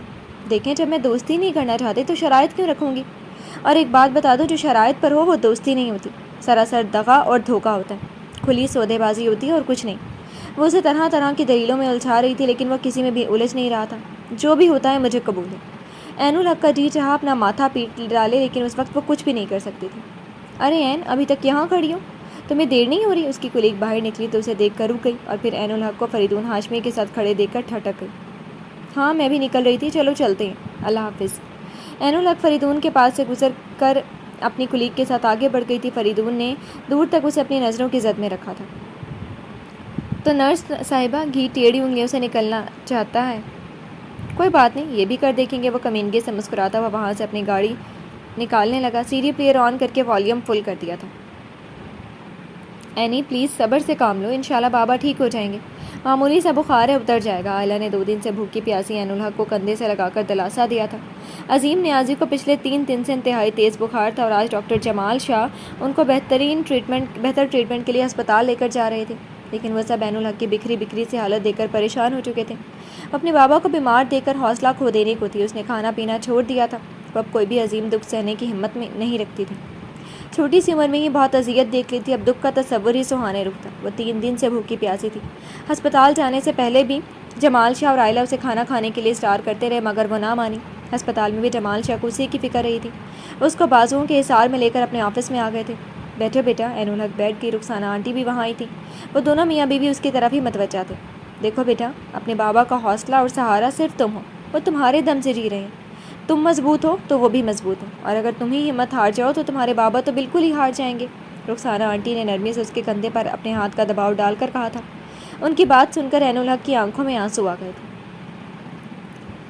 آنٹی، میرے بابا نے زندگی میں بہت دکھ دیکھے ہیں، بہت تکلیفیں سہی ہیں۔ انہوں نے شاذ و نادر ہی خوشی دیکھی ہوگی، لیکن پھر بھی میں نے آج تک ان کے ماتھے پر پریشانی کی ایک سلوٹ تک نہیں دیکھی۔ مگر ان چند دنوں میں نے ان کو پریشان دیکھا ہے۔ ان کے ماتھے پہ سوچ کی شکنوں کا جال بکھرا دیکھا ہے۔ وہ نہ جانے، عین الحق کہتے کہتے رو پڑی تھی۔ جمال شاہ نے بیوی کو دیکھا تھا، وہ عین الحق کو سنبھالنے لگی۔ انہوں نے کسی طرح سمجھا بجھا کر عین الحق کو رخسانہ آنٹی کے ساتھ اپنے گھر بھجوا دیا تھا، جہاں زری اور نومی اسے دیکھ کر کھل اٹھے تھے۔ این آپی، واؤ، مزہ آئے گا۔ نومی اپنے بال اچھالتے ہوئے خوشی سے چہکا۔ کیسے ہو تم دونوں؟ عین الحق نے ان کے بال بکھیر کر پیار سے پوچھا۔ ہم تو ٹھیک ہیں، آپ ٹھیک نہیں لگ رہی۔ زری کا مشاہدہ تیز تھا، وہ عین الحق کی پریشانی اس کے چہرے سے ہی بھانپ گئی تھی۔ ارے سب ٹھیک ہے بیٹا، ابھی جاؤ کھیلو۔ آپ کی آپی نے تھوڑا آرام کرنا ہے، بعد میں باتیں کر لینا۔ انہوں نے اپنے بچوں کو وہاں سے نکالنا چاہا تھا، انہیں پتہ تھا وہ عین کو آرام نہیں کرنے دیں گے۔ تو کیا آپ ہی صرف آرام کرنے آئی ہیں، ہم سے باتیں نہیں کریں گی؟ نومی نے خفگی سے کہا۔ کریں گی باتیں، لیکن ریسٹ کرنے کے بعد۔ Okay, you may go now, انہوں نے گھور کر کہا تو بہن بھائی سر جھکا کر نکل گئے، اور ڈاکٹر رخسانہ جمال عین الحق کو ٹیبلٹ کھلا کر کمرے سے باہر آ گئے۔ انکل، بابا کیسے ہیں؟ جمال شاہ صبح ناشتہ کرنے گھر آئے تو عین الحق کو کافی بےتاب بیٹھے دیکھا۔ ایک بات بتاؤں بیٹا، تمہارے بابا پر صرف تمہارا ہی حق ہے۔ وہ اپنا کوٹ صوفے پر ڈال کر خود بھی بیٹھ گئے تھے۔ عین الحق ان کا مطلب نہیں سمجھی، اور جب سمجھی تو شرمندہ ہو گئی۔ آئی ایم سوری انکل، میں جانتا ہوں کہ تمہیں اپنے بابا سے بہت پیار ہے، لیکن یہ بھی تو دیکھو، رات بھر اس کے پاس اس کی بڑی بیٹی تھی، اس کا دوست، اس کا بھائی تھا، پھر اس کا چھوٹا سا نواسا تھا، اور اتنے لوگوں کی تیمارداری کے بعد اس نے ٹھیک تو ہونا ہی تھا۔ وہ پہلے سے بہت بہتر ہے۔ اسے عائلہ سے ناشتہ کروا کے ڈاکٹر ظفر کی ذمہ داری پر چھوڑ کے آیا ہوں، اور خود ناشتہ کر کے دوبارہ جا رہا ہوں۔ ان کی تفصیلی جواب پر وہ نادم سی ہو گئی تھی۔ انہوں نے مسکراتے ہوئے اٹھ کر اس کا سر تھپکا۔ پگلی، اگر وہ تمہارا باپ ہے تو ہمارا بھائی ہے۔ تمہارا باپ بعد میں بنا، پہلے وہ ہمارا بھائی تھا، اس لیے اس کی فکر تم سے زیادہ ہم کو ہے، سمجھی؟ اور اب ٹھیک سے ناشتہ کرو اور ہاسپٹل جا کر اپنی ڈیوٹی جوائن کرو۔ باپ کی فکر میں اس کی پائندے سے رکھ کر بیٹھنے کی کوئی ضرورت نہیں، انڈرسٹینڈ؟ وہ حد تحکم بھرے لہجے میں بولے تو عین الحق اس بات میں سر ہلا کر مسکرا دی۔ یار، تجھے اتنا پریشان ہونے کی ضرورت ہی کیا ہے؟ ایک معمولی سی نرس ہے، بڑی آسانی سے مان جائے گی۔ سائم اس کو آسان رستہ دکھا رہا تھا۔ میں اسے صرف ایک رات کے لیے حاصل کرنا چاہتا ہوں، اور اس کے لیے وہ جو کچھ بھی مانگے گی میں دوں گا، بس وہ ایک رات کے لیے حامی تو بھرے۔ فریدون کے دل و دماغ میں عین الحق کا سراپا اس کا عکس سے جم کے رہ گیا تھا۔ وہ اپنے دھیان کو کہیں اور موڑ ہی نہیں پا رہا تھا۔ وہ اس کو ایک بار اپنی دسترس میں دیکھنا چاہتا تھا، اور اس کے بعد اسے عین الحق سے کوئی سروکار نہ ہوتا۔ وہ ہمیشہ ہر لڑکی کو ایک بار ہی اہمیت دیتا تھا، بعد میں ان کے قریب جانا بھی ناگوار گزرتا تھا۔ میں نے آج تمہارے لیے خاص تحفہ سلیکٹ کیا، آج کی رات تم اس تحفے کو انجوائے کرو، پھر اس نرس والے معاملے میں بات ہوگی۔ وکی کی بات پر فریدون نے استفہامیہ نظروں سے دیکھا تھا۔ یار، آج بہت سردی ہے، سوچا کچھ گرما گرمی کا ماحول بناتے ہیں۔ میرا فلیٹ خالی بھی ہے اور پرسکون بھی، اور تمہاری کلاس فیلو سارا بھی کافی دنوں سے تمہارے آگے پیچھے منڈلا رہی ہے۔ تم نے غور نہیں کیا، لیکن میں نے آج اسے کہہ دیا کہ فریدون تم کو آج میرے فلیٹ پر انوائٹ کر رہے ہیں۔ وہ فوراً مان گئی۔ وکی خباثت کے ریکارڈ قائم کر رہا تھا۔ فریدون بیزار ہوا۔ مجھے ایسی کسی چیز کی ضرورت نہیں ہے، میں نہیں جا رہا، اس نے انکار کیا۔ وکی نے گھور کے دیکھا، سائم اور حارث بھی ان کی طرف ہی متوجہ تھے۔ یار، ایک بار نظر دھیان سے ڈال کر دیکھنا، تمہیں خود احساس ہوگا کہ وہ کیسی چیز ہے۔ داد دو گے میرے انتخاب کی؟ اس نے فریدون کو زبردستی اپنے فلیٹ پہ چھوڑا اور سارا کو بھی بھیج دیا، لیکن سارا کے ساتھ ٹائم گزار کر بھی فریدون کے دماغ کا فطور نہ نکل سکا۔ وہ ایک ہی چیز کی دھن میں پاگل ہو چکا تھا۔ اس نے آج تک اپنے اندر اس قدر شدت محسوس نہیں کی تھی، اتنی طلب اسے کبھی نہیں ہوئی تھی، مگر اب اس کا سونا، جاگنا، کھانا پینا سب ایک پیاس، ایک شدت بن گیا تھا۔ اس کی حرکت اور کیفیت نے کافی حد تک شارکا بیگم کو اور مقبول ہاشمی کو چونکایا تھا۔ وہ آج کل سوچوں میں گم نظر آنے لگا تھا۔ وہ عین الحق کو پانا چاہتا تھا، لیکن نہ جانے کیوں اسے عین الحق کو پانا کافی مشکل لگتا تھا۔ وہ اسے پانے اور اپنی طلب مٹانے کے طریقے سوچتا رہتا تھا۔ کیا بات ہے، کوئی پریشانی ہے تمہیں؟ شارکا بیگم اضطراری انداز میں ٹی وی ریموٹ تھامے چینل سرچنگ کرتے فریدون کے قریب آ گئی۔ نہیں، لیکن دیکھنے سے تو تم کافی پریشان لگتے ہو۔ وہ اس کے انکار کو خاطر میں نہ لائیں۔ پلیز موم، ڈونٹ ڈسٹرب می۔ وہ ریموٹ کو بہت تیزی سے حرکت دیتے ہوئے اکھڑے لہجے میں بولا تو وہ پلٹ گئی۔ پریشانی؟ اس نے تھوڑی دیر بعد وہاں سے اٹھتے ہوئے ریموٹ غصے سے زمین پر دے مارا تھا، اور پھر گاڑی لے کر گھر سے نکل گیا تھا۔ آج کل یونیورسٹی سے وہ فائنل سیمسٹر ہونے کی وجہ سے فارغ تھا اور مقبول ہاشمی اب پاکستان میں ہی مستقل رہنے کے پلاننگ میں مصروف تھے۔ وہ اپنا بزنس اپنے پارٹنر سے الگ کر چکے تھے، اس لیے اب جو کچھ چاہتے کر سکتے تھے، اور شارکا بیگم بھی شوہر کی گھر کی موجودگی کے ڈر سے اب زیادہ تر گھر میں ہی نظر آتی تھی، اپنی مصروفیات کم کرتی تھی۔ اپنے اتنے قریب بریک لگنے اور ٹائر چرچرانے کی وجہ سے وہ چیخ کر رہ گئی تھی۔ فریدون اپنے 3 عدد دوستوں کے ساتھ 3 عدد بائک لیے اس کے سامنے موجود تھا۔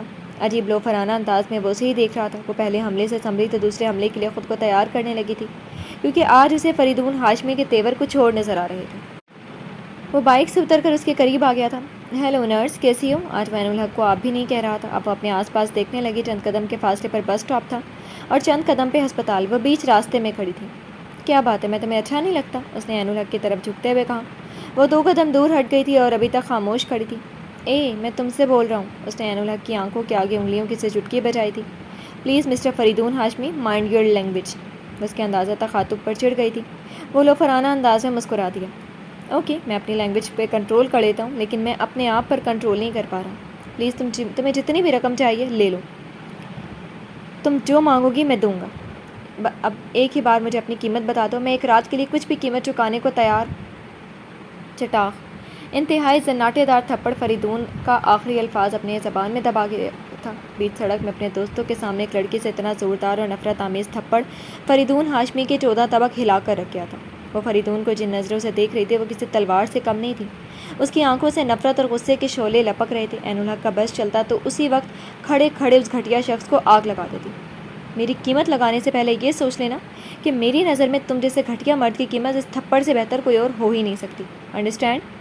وہ مضبوط لہجے میں کہتی انگلی اٹھا کر فریدون ہاشمی کو وارننگ دے رہی تھی۔ اس کے انداز اور لب و لہجے میں ذرا برابر بھی خوف نہیں تھا۔ اور مجھے اس تھپڑ کی صورت میں قیمت بتانے سے قبل تم ایک بات یاد رکھ لینا کہ تم کو ایک بار اپنے بستر کی زینت ضرور بناؤں گا، میڈم عین الحق نیازی۔ وہ اس کا نام چبا کر بولا جو 2 روز قبل اس نے معلوم کروایا تھا۔ یہ بھول ہے تمہاری، وہ نفرت سے کہتی ہوئی آگے بڑھ گئی تھی اور شارکا بیگم اپنی گاڑی سے اتر کر قریب آ گئی تھی۔ انہوں نے فریدون کو دیکھ کر اچانک گاڑی رکوائی تھی، لیکن فریدون کو ایک لڑکی کے ہاتھوں تھپڑ کھاتے دیکھ کر چکرا گئی تھی۔ یہ کیا ہوا؟ کون تھی؟ کیوں تھپڑ مارا اس نے؟ تم کچھ بولے بھی نہیں۔ وہ حیرت سے سوال پہ سوال کرتی چلی گئی تھی۔ وہ ماں کو دیکھ کر اور بھی سلگا، پھر آس پاس نظر اٹھی تو چند لوگوں کو بھی متوجہ پایا تھا، یعنی وہ اچھی خاصی ذلت اٹھا چکا تھا۔ آج فریدون کی اکڑ و خرور بلبلا اٹھے تھے۔ بولو نا، یہ سب کیا ہے؟ اس کا بازو جھنجھوڑ رہی تھی، لیکن وہ کوئی بھی جواب دیے بنا بائک پر سوار ہوا اور بائک اڑا کر لے گیا تھا۔ اس کی آنکھوں میں خون اترا ہوا تھا۔ وکی، سائم اور حارث اپنی اپنی جگہ پر ششتر سے بیٹھے تھے۔ وہ بھی مسز ہاشمی کو کچھ نہ بتا سکے۔ ان کو فریدون کی حالت سوچ کر خوف آ رہا تھا کہ اب کیا ہوگا، وہ کیا کرے گا۔ بابا! عین الحق کی چیخ بہت بلند اور بہت دردناک تھی۔ پڑوس سے زبیدہ آپا سب کچھ چھوڑ چھاڑ کر ان کے ہاں بھاگتی آئی تھی، لیکن عظیم نیازی کے بے جان سرد و سپاٹ وجود سے لپٹ کے روتی عین الحق کو دیکھ کر ان کے قدم دہلیز پر ہی لرز گئے تھے۔ اس کی چیخوں کی اضافہ ہوا تو انہوں نے کمزور آواز میں اس کو روکا تھا۔ عین صبر سے کام لو بیٹا، آج ان کا وقت پورا ہو گیا تھا۔ نہیں خالہ، ابھی میں نے ان کو وضو کروایا تھا اور انہوں نے فجر کی نماز پڑھی تھی۔ وہ مجھے ناشتہ تیار کرنا تھا اور قرآن پاک کی تلاوت بھی کرنا تھی۔ میں چلی پھر بابا میرا انتظار کر رہے تھے نا، میں آ گئی ہوں۔ لیکن یہ بول نہیں رہی خالہ، میرے بابا کو کہیں مجھ سے بات کریں۔ وہ پاگلوں کی طرح بے ربط ٹوٹے پھوٹے لفظوں میں اپنی بات کہہ رہی تھی، اور زبیدہ آپا خود کو روتے ہوئے اس کے قریب بیٹھ گئی تھی۔ ہاں بیٹا، یہ سب ہو چکا ہے۔ تیرے بابا نے نماز پڑھی تھی، وضو کیا تھا، اور اب وہ اپنے خالق حقیقی کے پاس نہیں، وہ مجھے چھوڑ کے کہیں بھی نہیں جا سکتے۔ وہ یکدم چینکی اور پھر اسی طرح اس حقیقت کو چینک کر جھٹلاتی رہی، لیکن جو ہونا تھا وہ ہو چکا تھا۔ تقدیر اپنا وعدہ پورا کر چکی تھی، اور تقدیر کو اپنا وعدہ پورا کرنے سے کوئی نہیں روک سکتا تھا، کیونکہ کاتب تقدیر کا لکھا اٹل تھا، ازل سے ابد تک کبھی نہ مٹنے والا۔ آئلہ، جمال شاہ، مسز رخسانہ جمال، زبیدہ آپا، ان کے گھر والے سبھی اس دھچکے سے گزرے تھے، مگر عین الحق کے لیے یہ دھچکا بہت بڑا تھا۔ وہ بہکی بہکی باتیں کر رہی تھی۔ عین پلیز پانی پی لو۔ آئلہ کے اپنے آنسو رخساروں پہ بہہ رہے تھے، لیکن پھر بھی وہ اسے اس پاگل پن سے نکالنا چاہتی تھی۔ آپی، رات اتنی دیر تک جمال انکل بابا کے پاس بیٹھے رہے، ان کے ہنسنے کی آواز میرے کمرے تک آ رہی تھی، پھر صبح کو کیسے وہ مجھے چھوڑ کر جا سکتے ہیں؟ عین الحق عجیب ذیانی انداز میں کہہ رہی تھی۔ جمال شاہ بے اختیار عین الحق کو بازو کے گھیرے میں لے کر رو پڑے تھے، اور بہت سی آنکھیں بھی بے اختیار رو پڑی تھیں۔ حقیقتاً عین الحق کا دکھ گہرا تھا۔ آج وہ بے سر و سامان ہو گئی تھی۔ عظیم نیازی کی 3 بہنیں بھائی کی موت کا سن کر گھڑی 2 گھڑی کے لیے آئی تھی اور پھر چلی گئی۔ آئلہ کو بھی یہاں آئے ہوئے 2 ہفتے ہو چکے تھے، اور اب ایاز کی ماں نویدہ بیگم اتنے لمبے قیام پر ناگپور چڑھانے لگی تھی۔ رخسانہ آنٹی رات کو آئلہ اور عین الحق کے پاس ہی رک جاتی تھی اور آئلہ کو ان کی اس مہربانی کا اچھی طرح احساس تھا، اسی لیے اس نے اب ان کو روک دیا تھا کہ تکلیف نہ کیا کریں، گھر میں زری اور نومی ڈسٹرب ہوتے ہوں گے۔ یہی بات انہوں نے جمال شاہ کو کہہ دی اور وہ ہسپتال سے ہوتے ہی ان کی طرف آ گئے تھے۔ آئلہ بیٹا، تم اپنے گھر کب جا رہی ہو؟ آئلہ نے چونک کر جمال شاہ کو دیکھا، انداز سوالیہ تھا۔ میرا خیال ہے تمہیں اب گھر جانا چاہیے، ایاز ڈسٹرب ہوتا ہوگا، تم دونوں اس حال میں ہوگی تو تمہارے بابا کو تکلیف ہوگی، اور تم تو اچھی طرح جانتی ہو تمہارے بابا کو رونا آنسو بہانا قطعی ناپسند تھا۔ انہوں نے آئلہ کا سر تھپکا۔ وہ سر جھکائے رو رہی تھی۔ لیکن انکل، عین الحق کس کے پاس؟ عین الحق میری بیٹی، میری ذمہ داری، اور میرے پاس میرے گھر میں رہے گی، تم لوگوں کو اس کے لیے پریشان ہونے کی ضرورت نہیں ہے۔ آئلہ انہیں دیکھتی رہ گئی تھی اور پھر انہوں نے پیغام بھیج کر عین الحق کی تینوں پھوپھیوں، آئلہ کے سسرال والوں اور چند محلے دار جاننے والوں کو بلا کر اپنا فیصلہ سنایا تھا، اور سب کے سامنے اپنے دوست کی بیٹی کو اپنی بیٹی سمجھ کر اپنے گھر لے جانے اور اس کی ذمہ داری اٹھانے کا اعلان کیا تھا، اور یہ بھی کہا کہ اگر کسی کو اعتراض ہے تو وہ بات کر سکتا ہے۔ مگر کسی نے بھی اعتراض نہ کیا، کیونکہ تنہا اکیلی خالی ہاتھ اور خالی دامن لڑکی کی کوئی بھی ذمہ داری نہیں لے سکتا تھا، اور جمال شاہ اپنے دوست سے کیا ہوا وعدہ نبھاتے ہوئے عین الحق کو اپنے گھر لے آئے تھے۔ عین کو سنبھلنے میں کافی دن لگے تھے، اور اتنے دن نومی اور زری نے بمشکل چپ رہ کر خود کو کچھ کہنے سے باز رکھا تھا۔ وہ جانتے تھے عین اپنے فادر کی ڈیتھ سے کافی اپسیٹ اور رنجیدہ ہے، اسی لیے وہ صبر سے کام لیتے رہے۔ لیکن رفتہ رفتہ انہوں نے عین کو کچن کے کاموں میں انوالو ہوتے دیکھا تو وہ بھی اپنے مزاج میں لوٹ آئے۔ عین آپی، پاپا کہتے ہیں جو لوگ زیادہ چپ رہتے ہیں وہ ذہین ہوتے ہیں، تو کیا آپ بھی ذہین ہیں؟ زری کی بات پر عین نے گردن موڑ کر اسے دیکھا تھا اور پھر بے اختیار ہی اس کی معصومیت پر مسکرا دی تھی۔ میرے بابا کہتے تھے جو لوگ زیادہ سوال کرتے ہیں وہ ذہین ہوتے ہیں، کیا تم بھی ذہین ہو؟ عین الحق نے دلچسپی سے کہا، لیکن بے ساختہ یہ احساس ہوا کہ اس نے اپنے بابا کا ذکر کیا، اور اپنے بابا کا خیال آتے ہی اس کے ہاتھ رک گئے تھے، اس کے چہرے سے مسکان اور ہونٹوں سے لفظ غائب ہو گئے تھے، اور اسی خیال میں گم ہو کر وہ اپنا ہاتھ جلا بیٹھی تھی۔ جلن سے آنکھوں میں آنسو امڑ آئے۔ نہیں بیٹا، آنسو نہیں بہاتے، آنسوؤں کا پانی بہت کمزور ہوتا ہے، بہانے والے کو بھی کمزور کرتا ہے اور دیکھنے والے کو بھی بے بس کر دیتا ہے۔ اس کی سماعتوں میں اترتی عظیم نیازی کی آواز اسے آنسو بہانے سے روک گئی تھی۔ عین، کیا ہوا؟ رخسانہ آنٹی کچن میں آئی تو عین الحق کو چپ سر جھکائے کھڑا دیکھ کر ٹھٹک گئی۔ ممی، آپ ہی کا ہاتھ جلا ہے، زری نے کچن میں داخل ہوتے اطلاع دی تھی۔ وہ برنال ٹیوب لینے بھاگ گئی تھی۔ واپسی پر ماں کو بھی کچن میں دیکھ کر کچھ اطمینان ہو گیا تھا۔ کیسے جلا لیا؟ تم سے کس نے کہا تھا کہ کچن میں آؤ؟ پاگل لڑکی! وہ اس کا ہاتھ تھامے اسے ڈانٹ رہی تھی اور زری سے برنال لے کر اس کے ہاتھ پر لگانے لگی۔ عین الحق نے جواباً کچھ بھی نہ کہا تھا، لیکن اگلی صبح ناشتے کے وقت وہ کچھ کہنا چاہتی تھی اور اس کو کہنے پہ آمادہ دیکھ کر جمال انکل نے اسے مزید کہنے پر اکسایا تھا۔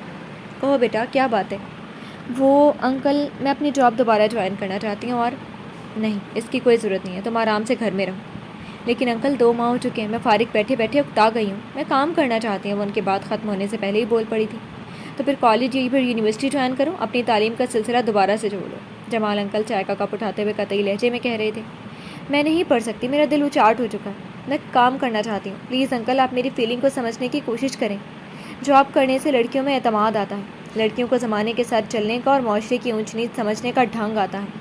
اپنا آپ بیکار اور بے معنی نہیں لگتا، اور میں بھی بیکار بے معنی نہیں ہونا چاہتی، میں کام کرنا چاہتی ہوں، اور میرے خیال میں ہر لڑکی کو جاب کرنی چاہیے، اس سے خود اعتمادی پیدا ہوتی ہے۔ وہ جمال انکل کے سامنے دلیلیں پیش کر رہی تھی۔ وہ چند لمحے پرسوچ انداز میں دیکھتے رہے، پھر رخسانہ آنٹی سے تائید طلب کرتے ہوئے اسے اجازت دی۔ عین الحق کو بہت اچھا لگا تھا، اس نے ریلیکس ہوتے ہوئے اپنی جاب جوائن کر لی تھی۔ یہ کیسے دیوانگی ہے فریدون؟ کیوں کسی اور کے دشمن ہوتے ہوتے اپنے دشمن ہو گئے؟ اسے اس طرح اور ڈرنک اور اسموک کرتے دیکھ کر سائم نے اس کے سامنے ٹیبل پر دھری بوتل پیچھے کھسکا دی اور ساتھ ہی اس کو ڈانٹ بھی دیا۔ فریدون ابھی تک عین الحق کے لگائے گئے چرکے سے بلبلا رہا تھا اور انتقام کی آگ میں جل جل کر اور بھی تڑپ رہا تھا۔ سائم، یہ واپس کرو مجھے، اس نے بوتل کی طرف اشارہ کیا۔ آج عین الحق نے آج ہی اپنی روٹین لائف کی طرف لوٹ آئی ہے، اس نے آج اپنی ڈیوٹی جوائن کی تھی۔ سائم نے بوتل واپس کرنے کی بجائے اسے اطلاع فراہم کی تھی۔ فریدون یکدم اپنی جگہ سے کھڑا ہو گیا۔ پھر اس نے سائم سے سوال کیا، لیکن اب وہ کافی سیکیور ہے۔ سائم ساری تفصیل جمع کر کے آیا تھا، فریدون کے سامنے اگل رہا تھا۔ مطلب؟ اس نے پھر پوچھا۔ مطلب وہ ڈاکٹر جمال شاہ اور ڈاکٹر رخسانہ جمال کے ساتھ گاڑی میں آتی جاتی ہے، سارا وقت ہسپتال کے اندر ہوتی ہے اور بعد میں سارا وقت گھر میں رہتی ہے، اور اب یقیناً وہ کہیں بھی اکیلی نہیں جائے گی۔ ڈاکٹر جمال شاہ اس کے ساتھ ڈرائیور اور گاڑی بھیجا کریں گے۔ سائم کی اطلاعات اس کو کافی گہری سوچ میں مبتلا کر رہی تھی۔ میں نے ایک فیصلہ کیا ہے سائم، اس کی آواز اور انداز پر سائم چونک اٹھا اور پھر اس کا فیصلہ سن کر چکرا گیا۔ یہ کیا کہہ رہے ہو تم؟ اسے یقین نہیں آیا تھا۔ ہاں سائم، میں اپنی آگ بجھانے کے لیے کچھ بھی کر سکتا ہوں، اور اس سے بہتر فیصلہ کوئی اور ہو ہی نہیں سکتا۔ اپنی پینٹ کی جیبوں میں ہاتھ پھنسائے وہ اپنے جوتے کی ٹو سے قالین کو ضرب لگانے کی کوشش کر رہا تھا۔ لیکن فریدون، یہ کیسے ممکن ہوگا؟ یہ ممکن ہوگا اور ضرور ہوگا۔ ایک بار عین الحق نیازی پر زندگی کا دائرہ تنگ نہ کر دوں تو میرا بھی نام نہیں، میں اسے اذیت کے دریا سے ہمکنار کر دوں گا۔ وہ پچھتائے کہ اس دن پہ جب اس نے فریدون ہاشمی کو انکار کیا تھا، اور روئی کہ اس دن، اس گھڑی، اس لمحے کو جب اس نے فریدون ہاشمی پہ ہاتھ اٹھایا تھا۔ انتہائی نفرت آمیز سلگتے لہجے میں الفاظ چبا چبا کر ادا کر رہا تھا، تو کیا یہ سب ٹھیک ہوگا؟ سائم اس فیصلے سے الجھ رہا تھا۔ ہاں، سب ٹھیک ہوگا، اور میرا خیال ہے کافی سے بھی زیادہ ٹھیک ہوگا، کیونکہ عین الحق نیازی کے لیے جیسی اذیت، جیسی سزا میں چاہتا ہوں، وہ ایک رات کے چند لمحوں میں پوری نہیں ہوگی۔ اس کے لیے ایک لمبا عرصہ درکار ہوگا۔ وہ اپنی تمام باتیں، تمام پلاننگ اس کے گوش گزار کر رہا تھا۔ سائم سنتا رہا۔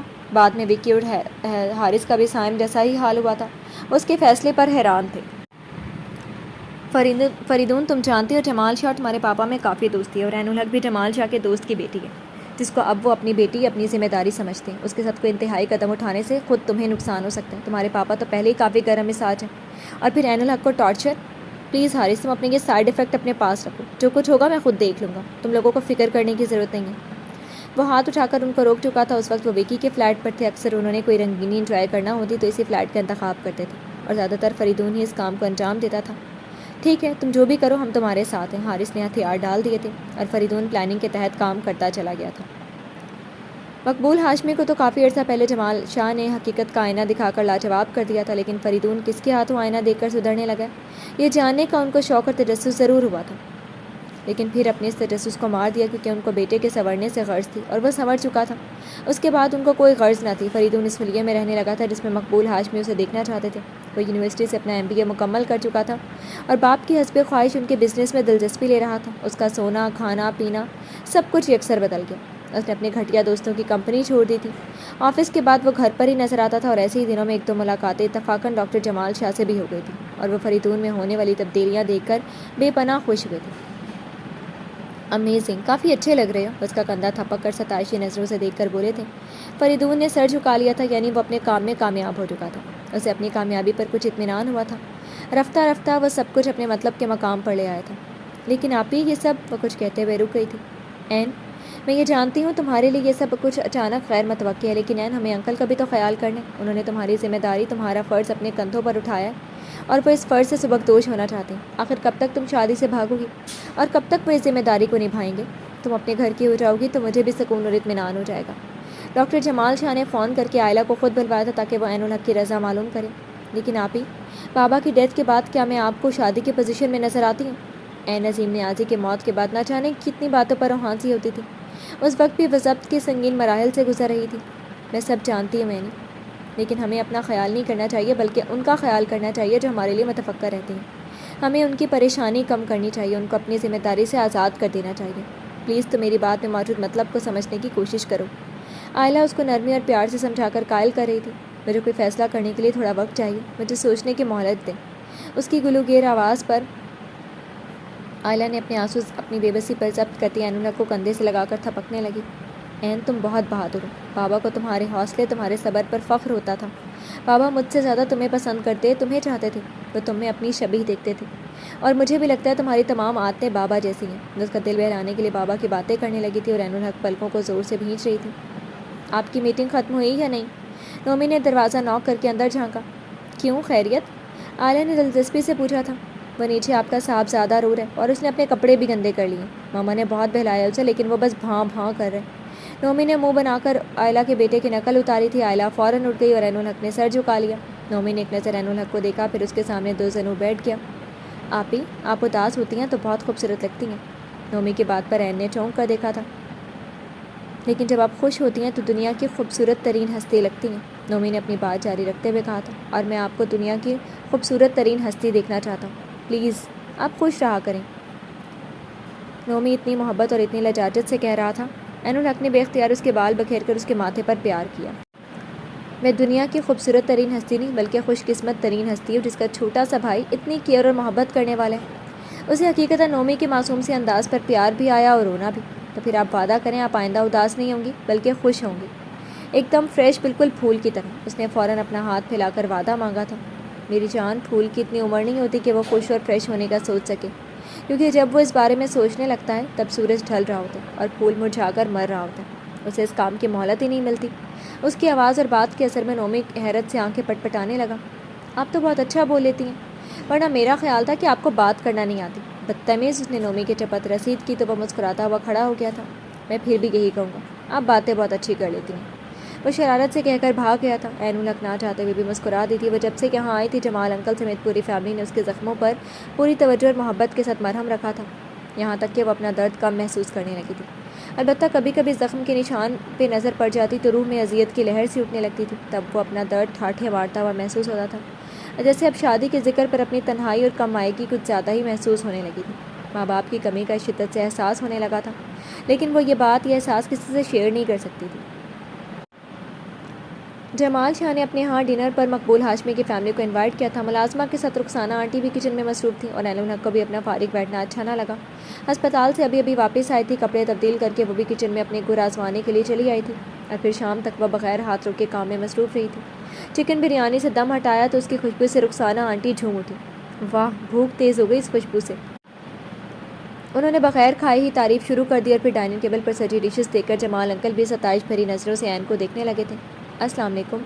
مقبول ہاشمی اپنے مقررہ وقت سے تھوڑا لیٹ ہو گئے تھے، اس لیے جمال انکل سلام دعا کرنے کے بعد ان کو ڈائننگ روم میں ہی لے آئے تھے، اور اب عین الحق انہیں سلام کر رہی تھی۔ وعلیکم السلام، ماشاءاللہ کافی پیاری بچی ہے، انہوں نے عین الحق کے سر پر ہاتھ رکھ کر جمال انکل سے کہا تھا۔ وہ پیچھے ہٹے تو شارکا بیگم نے اسے سرتا پا دیکھا تھا، نگاہیں تنقیدی جائزہ لے رہی تھی، لیکن پھر بھی وہ آگے بڑھ کر اسے گلے لگا کر پیار کر رہی تھی۔ جیتی رہو، ایک مخصوص دعا دے کر وہ بھی آگے بڑھ گئی۔ عین الحق کو اس پیار اور انداز پر تھوڑی الجھن تو ہوئی تھی، لیکن پھر سر جھٹک دیا تھا۔ فریدون نہیں آیا؟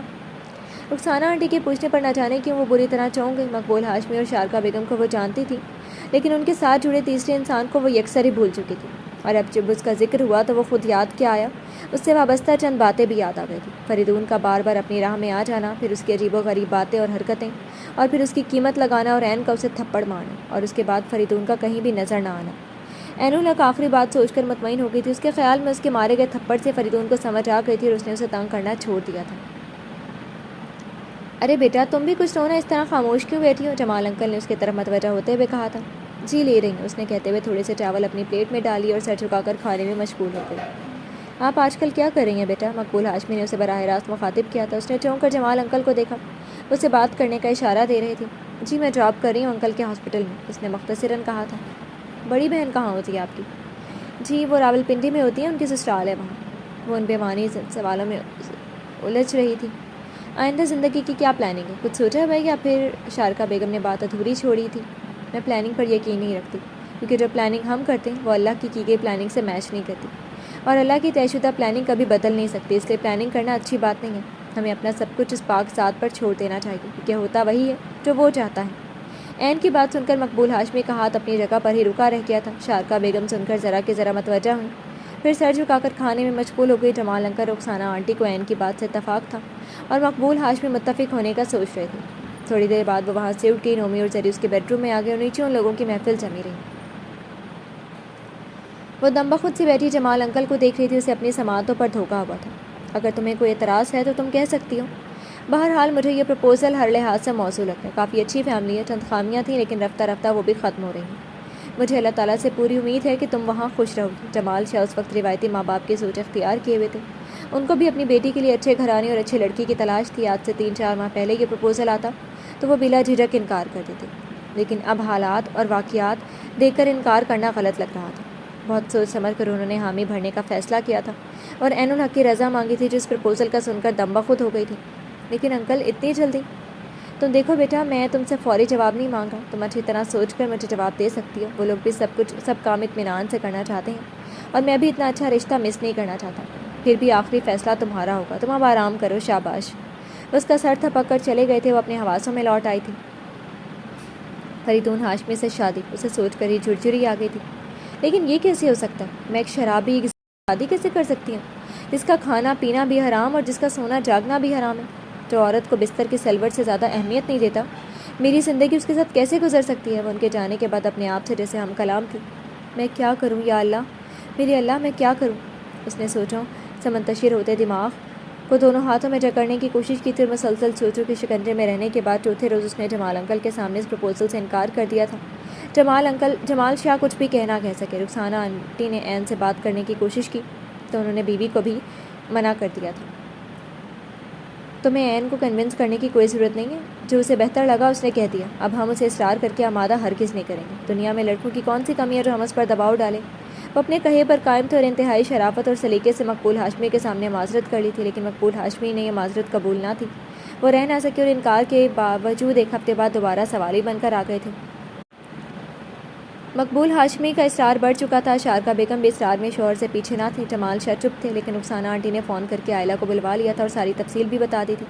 آئلہ اس قدر اچھے پرپوزل کا سن کر آنکھیں پھیلانے پر مجبور ہو گئی تھی اور پھر عین الحق کے سامنے جا پہنچی۔ یہ سب کیا تماشا ہے عین الحق؟ آئلہ کا لہجہ کچھ سختی لیے ہوئے تھا۔ عین الحق اسے یوں اچانک سامنے اور وہ بھی اس موڈ میں دیکھ کر ٹھٹک گئی۔ کیا ہوا آپی؟ پلیز اینی، کیوں اپنی وجہ سے سب کو ٹینشن دے رہی ہے؟ انکل تمہاری وجہ سے پریشان ہے اور آنٹی انکل کی وجہ سے پریشان ہو رہی ہیں۔ کم از کم تمہیں ان کے بارے میں تو سوچنا چاہیے۔ آئلہ کے تیور آج بگڑے ہوئے تھے۔ آخر ہوا کیا ہے؟ آپ کہنا کیا چاہتی ہیں؟ وہ بیڈ سے اتر کر ان کے قریب آ گئی۔ آئلہ اس کے کمرے کے بیچوں بیچ کھڑی تھی۔ تم نے فریدون ہاشمی کے پرپوزل سے انکار کیوں کیا، جبکہ تمہیں پتہ بھی ہے پہلے بابا اور اب انکل تمہارے لیے کتنے پریشان ہو چکے ہیں؟ پھر تمہاری جاب کی وجہ سے پہلے کتنے لوگ اپنے قدم پیچھے ہٹا چکے ہیں، اور ایسی سچویشن میں آ کر اگر ایک مناسب اور اچھا رشتہ آیا ہے تو تم اسے بھی ٹھکرا رہی ہو۔ اور تم یہ بھی جانتی ہو کہ مقبول ہاشمی انکل کے فرینڈ ہیں۔ اگر وہ اس پرپوزل پہ حامی بھر رہے ہیں تو کچھ سوچ کر ہی بھر رہے ہیں۔ میرا ہاتھ بھی ایاز کے ہاتھ میں انہوں نے ہی تھمایا تھا۔ بھلے میری ساس اچھی نہ سی، لیکن میرا شوہر تو اچھا ہے نا۔ اگر فریدون ہاشمی نے تم نے کوئی برائی دیکھی تو برائی کس میں نہیں ہوتی؟ چھوٹی چھوٹی باتوں کو لے کر بڑے بڑے مسائل نہیں پیدا کرنے چاہیے، اور نہ ہی اپنی قریبی عزیزوں کو فکر میں مبتلا کرنا چاہیے۔ آئلہ آج شاید تپی ہوئی تھی۔ عین الحق اس کی باتیں سنتی رہی اور اپنے آنسو دل پر گراتی رہی۔ آئلہ کے بہت زیادہ بول چکنے کے بعد اس نے تمام ہتھیار ڈال دی اور اپنا آپ داؤ پر لگا دیا۔ میں فریدون ہاشمی سے شادی کے لیے تیار ہوں، وہ کہہ کر وہاں سے جا چکی تھی۔ پھولوں سے سجی سیج پر عین الحق دلہن بنی بیٹھی تھی۔ ایک ماہ سے شادی کی تیاریاں ہو رہی تھیں اور ان تیاریوں نے اسے ذہنی طور پر تھکا ڈالا تھا، اور آج شادی کے دن تو وہ کچھ زیادہ ہی تھک چکی تھی۔ عجیب عجیب رسمیں، عجیب عجیب آوازیں اور طرح طرح کے لوگ جمع تھے جن کو وہ جانتی تک نہ تھی، لیکن پھر بھی ان لوگوں کے ساتھ تصاویر اور مووی بنوانے کا کام انجام دینا پڑا تھا، اور اس کے پہلو میں بیٹھا فریدون ہاشمی ہر شوخی و شرارت سے عاری تھا، بالکل خاموش، سنجیدہ و تمام رسموں میں موجود تھا، اور اب عین الحق کے 2 گھنٹے کے انتظار کے بعد بھی وہ نہیں آیا تھا۔ ابھی تک وہ یوں ہی بیڈ پر کسی مورتی کی طرح سجی بیٹھی تھی، اپنی کمر میں درد محسوس کر رہی تھی۔ اس نے ان 2 گھنٹوں میں اس کمرے کا تفصیلی جائزہ لیا تھا، ایک ایک چیز کو بغور دیکھا تھا، اور ان چیزوں کا وہ ازبر بھی کر چکی تھی، لیکن وہ آنے کا نام ہی نہیں لے رہا تھا۔ تھکن سے چور چور وجود کو بستر کی نرمی کی طلب ہونے لگی، اور اس طلب نے نیند کا آنچل اس کے پلکوں پر لہرانا شروع کر دیا تھا۔ وہ نیند میں گم ہو رہی تھی جب دروازہ کھلنے کی آہٹ پر چونک کر بیدار ہوئی۔ یوں محسوس ہوا جیسے دروازہ پاؤں کی ٹھوکر سے کھولا گیا۔ بغیر وجہ کے ہی عین الحق کا دل دھڑک کر اسے کنفیوز کرنے لگا تھا۔ ہتھیلیوں کا اضطراب وہ مٹھیاں بھینچ کر روکنے لگی۔ اسے فریدون سے کوئی ڈر خوف نہیں تھا، نہ ہی وہ کوئی بہت شرم و حیا کے غلبے میں تھی، لیکن پھر بھی دل کوئی الگ سا راگ الاپ رہا تھا۔ اس کی دھن ہی نرالی تھی، مگر اسے اس دھن سے دوبارہ چونکنا پڑا۔ دروازہ جس ٹھوکر سے کھولا گیا تھا اسی سے بند کیا گیا تھا۔ اس نے بے اختیار سر اٹھا کر دروازے کی اور دیکھا، اور پھر دماغ چکرا گیا۔ اس کی کانوں میں جمال انکل اور رخسانہ آنٹی کی آواز اور الفاظ گونجنے لگے تھے۔ جس فریدون ہاشمی کو تم نے ہسپتال میں دیکھا تھا، وہ فریدون آج کے فریدون کی ایک پرانی پرچھائی ہے۔ آج کا فریدون کل کے فریدون سے بالکل مختلف ہے۔ وہ اپنی تمام بری عادات چھوڑ چکا ہے۔ اس نے اپنی غلطیوں سے کنارہ کر لیا، وہ پچھلی باتوں سے توبہ کر چکا ہے، وہ بدل گیا۔ اب وہ ایک اچھا انسان ہے، اور ہمارا خیال ہے تم ایک اچھے انسان کے برے ماضی کو اس کے اچھے زمانۂ حال پر ترجیح نہیں دو گی، بلکہ اچھائی میں اس کا ساتھ دو گی، اس کی حوصلہ افزائی کرو گی۔ تمہیں اپنے آپ پر اعتماد ہونا چاہیے، اور ہم پر بھی۔ اس کے سماعتوں میں محفوظ یہ الفاظ اس کو چند گھنٹوں کے لیے خوشگمان کر گئے تھے۔ نہ چاہ کر بھی وہ ان الفاظ پر یقین کرنے کو تیار ہو گئی تھی، اور اب اپنی بصارت پر یقین کرنے کو تیار ہو رہی تھی۔ رفتہ رفتہ وہ اس کے قریب آ بیٹھا تھا، اور عین الحق نے یقین کی وادی میں قدم رکھ دیا تھا۔ اسے احساس ہو چکا تھا کہ وہ دھوکہ کھا چکی ہے، اب کچھ بھی مٹھی میں نہیں رہا۔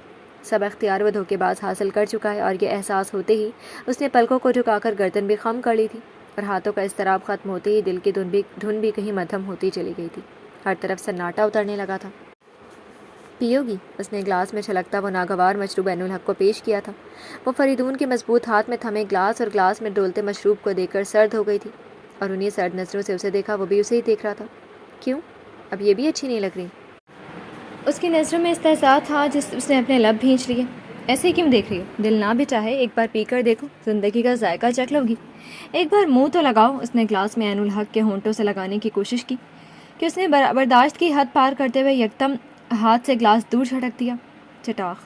فریدون کے بھاری ہاتھ سے اس کی آنکھوں کے سامنے اندھیرا چھا گیا تھا۔ خود فریدون کی آنکھوں میں لہو تھا۔ ضلالت کی انتہا کر دوں گا اگر تم نے میری کسی بات سے انحراف کیا تو۔ وہ اسے دوپٹے کے باوجود بالوں سے پکڑ چکا تھا۔ ضلالت کے سوا میں تم سے کوئی اور امید ہی کب رکھتی ہوں۔ وہ بھی اپنی زبان کو روک نہ پائی تھی، اس نے ایک اور تھپڑ اس کے منہ پر دے مارا تھا۔ میرے سامنے اف بھی کرو گی تو زبان کھینچ لوں گا۔ تمہیں اب وہی کرنا ہے جو میں چاہتا ہوں، جو میری مرضی ہوگی، سمجھے تم؟ غصے سے قراتے فریدون کے لب و لہجے اور نگاہوں میں آگ دہک رہی تھی۔ اس نے جھٹکے سے اس کے بالوں کو چھوڑا تو وہ غیر متوازن ہوتی بیڈ کراؤن سے ٹکرا گئی تھی۔ درد کی شدید لہر اس کے دماغ میں پھیل گئی۔ وہ اٹھ کر دوسرا گلاس تیار کرنے لگی اور دوبارہ بیڈ پر آ گئی۔ جانتی ہو آج تم میرے بستر پر موجود ہو۔ کافی دیر خاموشی میں لمحے سرک گئی تو فریدون کی طنزی آواز نے اس خاموشی کو توڑ ڈالا۔ جانتی ہوں، لیکن تم شاید بھول رہے ہو کہ تمہارے بستر پر عین الحق نیازی نہیں، عین الحق ہاشمی موجود ہے۔ تم مجھے سڑک کنارے سے قیمت دے کر خرید کرنی بلکہ سینکڑوں لوگوں کی موجودگی میں کلمے پڑھ کر اپنی عزت بنا کر لائے ہو۔ تم نے اپنے میرے درمیان کے فاصلے کو مٹانے کے لیے حلال اور جائز رشتے کی راہ اپنائی ہے۔ ہمارے درمیان حرام نہیں ہے، اور اب مجھے تمہارے بستر پر موجود ہونے سے کوئی شرمندگی نہیں۔ تم میرے شوہر اور میں تمہاری بیوی ہوں، اور shut up, just shut up. وہ ہاتھ میں پکڑے گلاس کو عین الحق کے اوپر اچھال کر یکدم چیخ اٹھا تھا۔ حقیقت کا آئینہ بہت کڑوا اور شفاف تھا۔ وہ غصے سے پاگل ہونے کو تھا۔ عین الحق اس ناگوار مشروب سے بھیگ کر بری طرح جھنجھنا اٹھی تھی۔ اس کے اعصاب تن گئے تھے۔ تم وہی عین الحق ہو جس کو میں اپنے بستر پر سجانا چاہتا تھا۔ میں وہ عین الحق نہیں ہوں، وہ عین الحق کنواری تھی، باپ کے نام سے جانی جانے والی۔ یہ عین الحق شادی شدہ ہے، اپنے شوہر کے نام سے جانی جانے والی مسز فریدون ہاشمی۔ وہ یکدم بپھر گیا تھا۔ اس نے تھپڑوں سے عین الحق کو نڈھال کر ڈالا تھا۔ وہ اس وقت کسی جنگلی، کسی وحشی سے کم نہیں لگ رہا تھا۔ اس نے عین الحق کے چند گنے چنے خوابوں کو مٹی کا ڈھیر بنا دیا تھا۔ اس کی خواہشوں، اس کے ارمانوں کو رونٹ ڈالا تھا۔ وہ اپنی نئی زندگی کی ایسی شروعات پر صبر و ضبط کے گھونٹ پی کر رہ گئی تھی۔ شب بھر اس کی وحشت اور درندگی کا نشانہ بننے کے باوجود بھی اس کے ہونٹوں پر کوئی حرف شکایت نہ تھی، لیکن جیسے وہ فجر کی نماز ادا کرنے کے بعد اللہ سے دعا گو ہوئی تو بے اختیار دو نمکین موتی پلکوں سے ٹوٹ کر ہاتھوں کی لکیروں میں گم ہو گئے تھے، اور ان دو موتیوں کا شکوہ رب تعالیٰ نے جیسے اس گھڑی بہت غور اور بہت قریب سے سنا تھا، جبھی اس کے دل پر اتنا بوجھ ہونے کے باوجود ایک اطمینان سا اتر آیا تھا۔ وہ خود کو پرسکون محسوس کرنے لگی تھی، اپنی روح اور جسم کا مجروح ہونا بھولنے لگا تھا۔ وہ سب اس پاک ذات پر چھوڑ کر جائے نماز سمیٹ کر اٹھ گئی۔ اس نے شاور لینے کے بعد جائے نماز کو ہر جگہ تلاشا، اور اس تلاش میں وہ کمرے سے باہر بھی نکل گئی تھی، اور اتفاق سے آج ایک ملازم جلدی بیدار ہو جانے کی وجہ سے اس کو ملازمہ کے کوارٹر سے جائے نماز لا کر دے گیا تھا۔ یعنی اس اتنے بڑے گھر میں جائے نماز تک نہ تھی، مطلب اس گھر میں کوئی بھی نماز نہیں پڑھتا تھا۔ کھڑکی بند کرو۔ نشے میں بے سود سوئے فریدون نے کروٹ بدلی تو نئی دن کی روشنی آنکھوں میں چبھنے لگی۔ تبھی وہ بیزاری سے بولا، اور کھڑکی میں کھڑی عین الحق نے آہستگی سے گردن موڑ کر پہلے اسے دیکھا، پھر کھڑکی بند کی۔ رفتہ رفتہ کچھ چہل پہل کا احساس ہوا تھا۔ پھر 10 بجے دروازے پر دستک ہوئی تو اس نے اللہ کا شکر ادا کیا۔ وہ اس کمرے سے آزاد ہونا چاہتی تھی۔ اسے اس کمرے میں بو کا احساس ہو رہا تھا، اور یہ بو اس کا سانس لینا محال کر رہی تھی۔ اس نے صوفے سے اٹھ کر دروازہ کھول دیا تھا۔ سامنے شارکا بیگم کھڑی تھی۔ السلام علیکم۔ اس نے احترام سے سلام کیا تھا، اور وہ ہکا بکا کھڑی تھی۔ عین الحق ان کی حیرت کا مطلب سمجھتے ریلیکس تھی۔ یہ کیا ہوا؟ ان کے استفسار پر اس نے آہستگی سے سر جھکا لیا تھا۔ کچھ نہیں، کل شاید بیوٹی پارلر میں میک اپ کے دوران کسی چیز سے سائیڈ افیکٹ ہو گیا۔ اس نے ٹال دیا۔ وہ فریدون کی نوازش افشا نہیں کرنا چاہتی تھی، بلکہ اپنے اور اس کے رشتے پہ بھرم کا ایک پردہ رکھنا چاہتی تھی۔ حالانکہ شارکا بیگم ہمہ وقت بیوٹی پارلر کے چکروں میں رہنے والی خاتون تھی، کسی میک اپ کا اتنا سائیڈ افیکٹ ان کو ہضم نہیں ہوا تھا۔ پھر کسی خیال کے تحت سر ہلا دیا تھا۔ تم کپڑے تبدیل کر کے تیار ہو جاؤ، زری اور نومی تمہارا ناشتہ لے کر آ رہے ہیں، ان کا فون آیا تھا، وہ کہہ کے پلٹ گئی۔ عین الحق دروازہ بند کر کے پلٹی تو فریدون کا باتھ روم میں گھستے دیکھا، پھر وارڈروب سے ایک ہلکا سا کاٹن کا سوٹ نکال کر پہن لیا۔ فریدون کوئی بھی بات کیے بنا شاور لے کر تیار ہوا اور کمرے سے نکل گیا، لیکن سیڑھیوں کی قریبی شارکا بیگم نے گھیر لیا۔ یہ سب کیا ہے فریدون؟ عین الحق کا چہرہ دیکھا تم نے؟ ان کے لہجے میں تشویش اور خفگی تھی۔ کیا ہوا اس کے چہرے کو؟ وہ انجان بن گیا۔ پلیز مجھے ٹالنے کی کوشش مت کرو، میں جانتی ہوں یقیناً تم نے ہی کچھ کیا ہوگا۔ ان کو مزید غصہ آیا تھا۔ سوری موم، شاید غصے میں ہاتھ اٹھ گیا تھا۔ وہ لاپرواہی سے کھڑا اپنے بالوں کو انگلیوں سے سلجھا رہا تھا۔ ہاتھ اٹھ گیا تھا؟ تمہیں خیال نہیں آیا کہ وہ ایک رات کے دلہن ہے اور گھر میں کتنے مہمان ہیں؟ پھر ابھی ولیمے کی رسم بھی باقی ہے۔ لوگ دیکھیں گے تو کیا سوچیں گے؟ اور تمہیں پتہ ہے اگر تمہارے باپ کو اس بات کا علم ہو گیا تو وہ حشر اٹھا دیں گے۔ پلیز مام، میں آج بہت سرشار ہوں، مجھے ڈسٹرب مت کریں۔ وہ بیزاری سے ہاتھ اٹھا کر ان کو روک چکا تھا۔ شارکا بیگم جھنجھلا گئی۔ فریدون نیچے چلا گیا۔ زری اور نومی ناشتہ لے کر آئے تھے تو آئلہ بھی ساتھ تھی، لیکن تب تک فریدون ناشتہ کر چکا تھا۔ آئلہ کو جان کر کچھ حیرت ہوئی تھی۔ اینی، کیا کوئی بات ہوئی ہے تم دونوں کے درمیان؟ آئلہ نے اس کا ہاتھ تھام لیا تھا۔ این کا دل ایک لمحے کو پگھلا، پھر پگھلتے پگھلتے پتھر بن گیا۔ وہ اپنے درد کو دل میں دبا گئی۔ نہیں، ایسی کوئی بات نہیں، آپ فکر مت کریں، سب ٹھیک ہے۔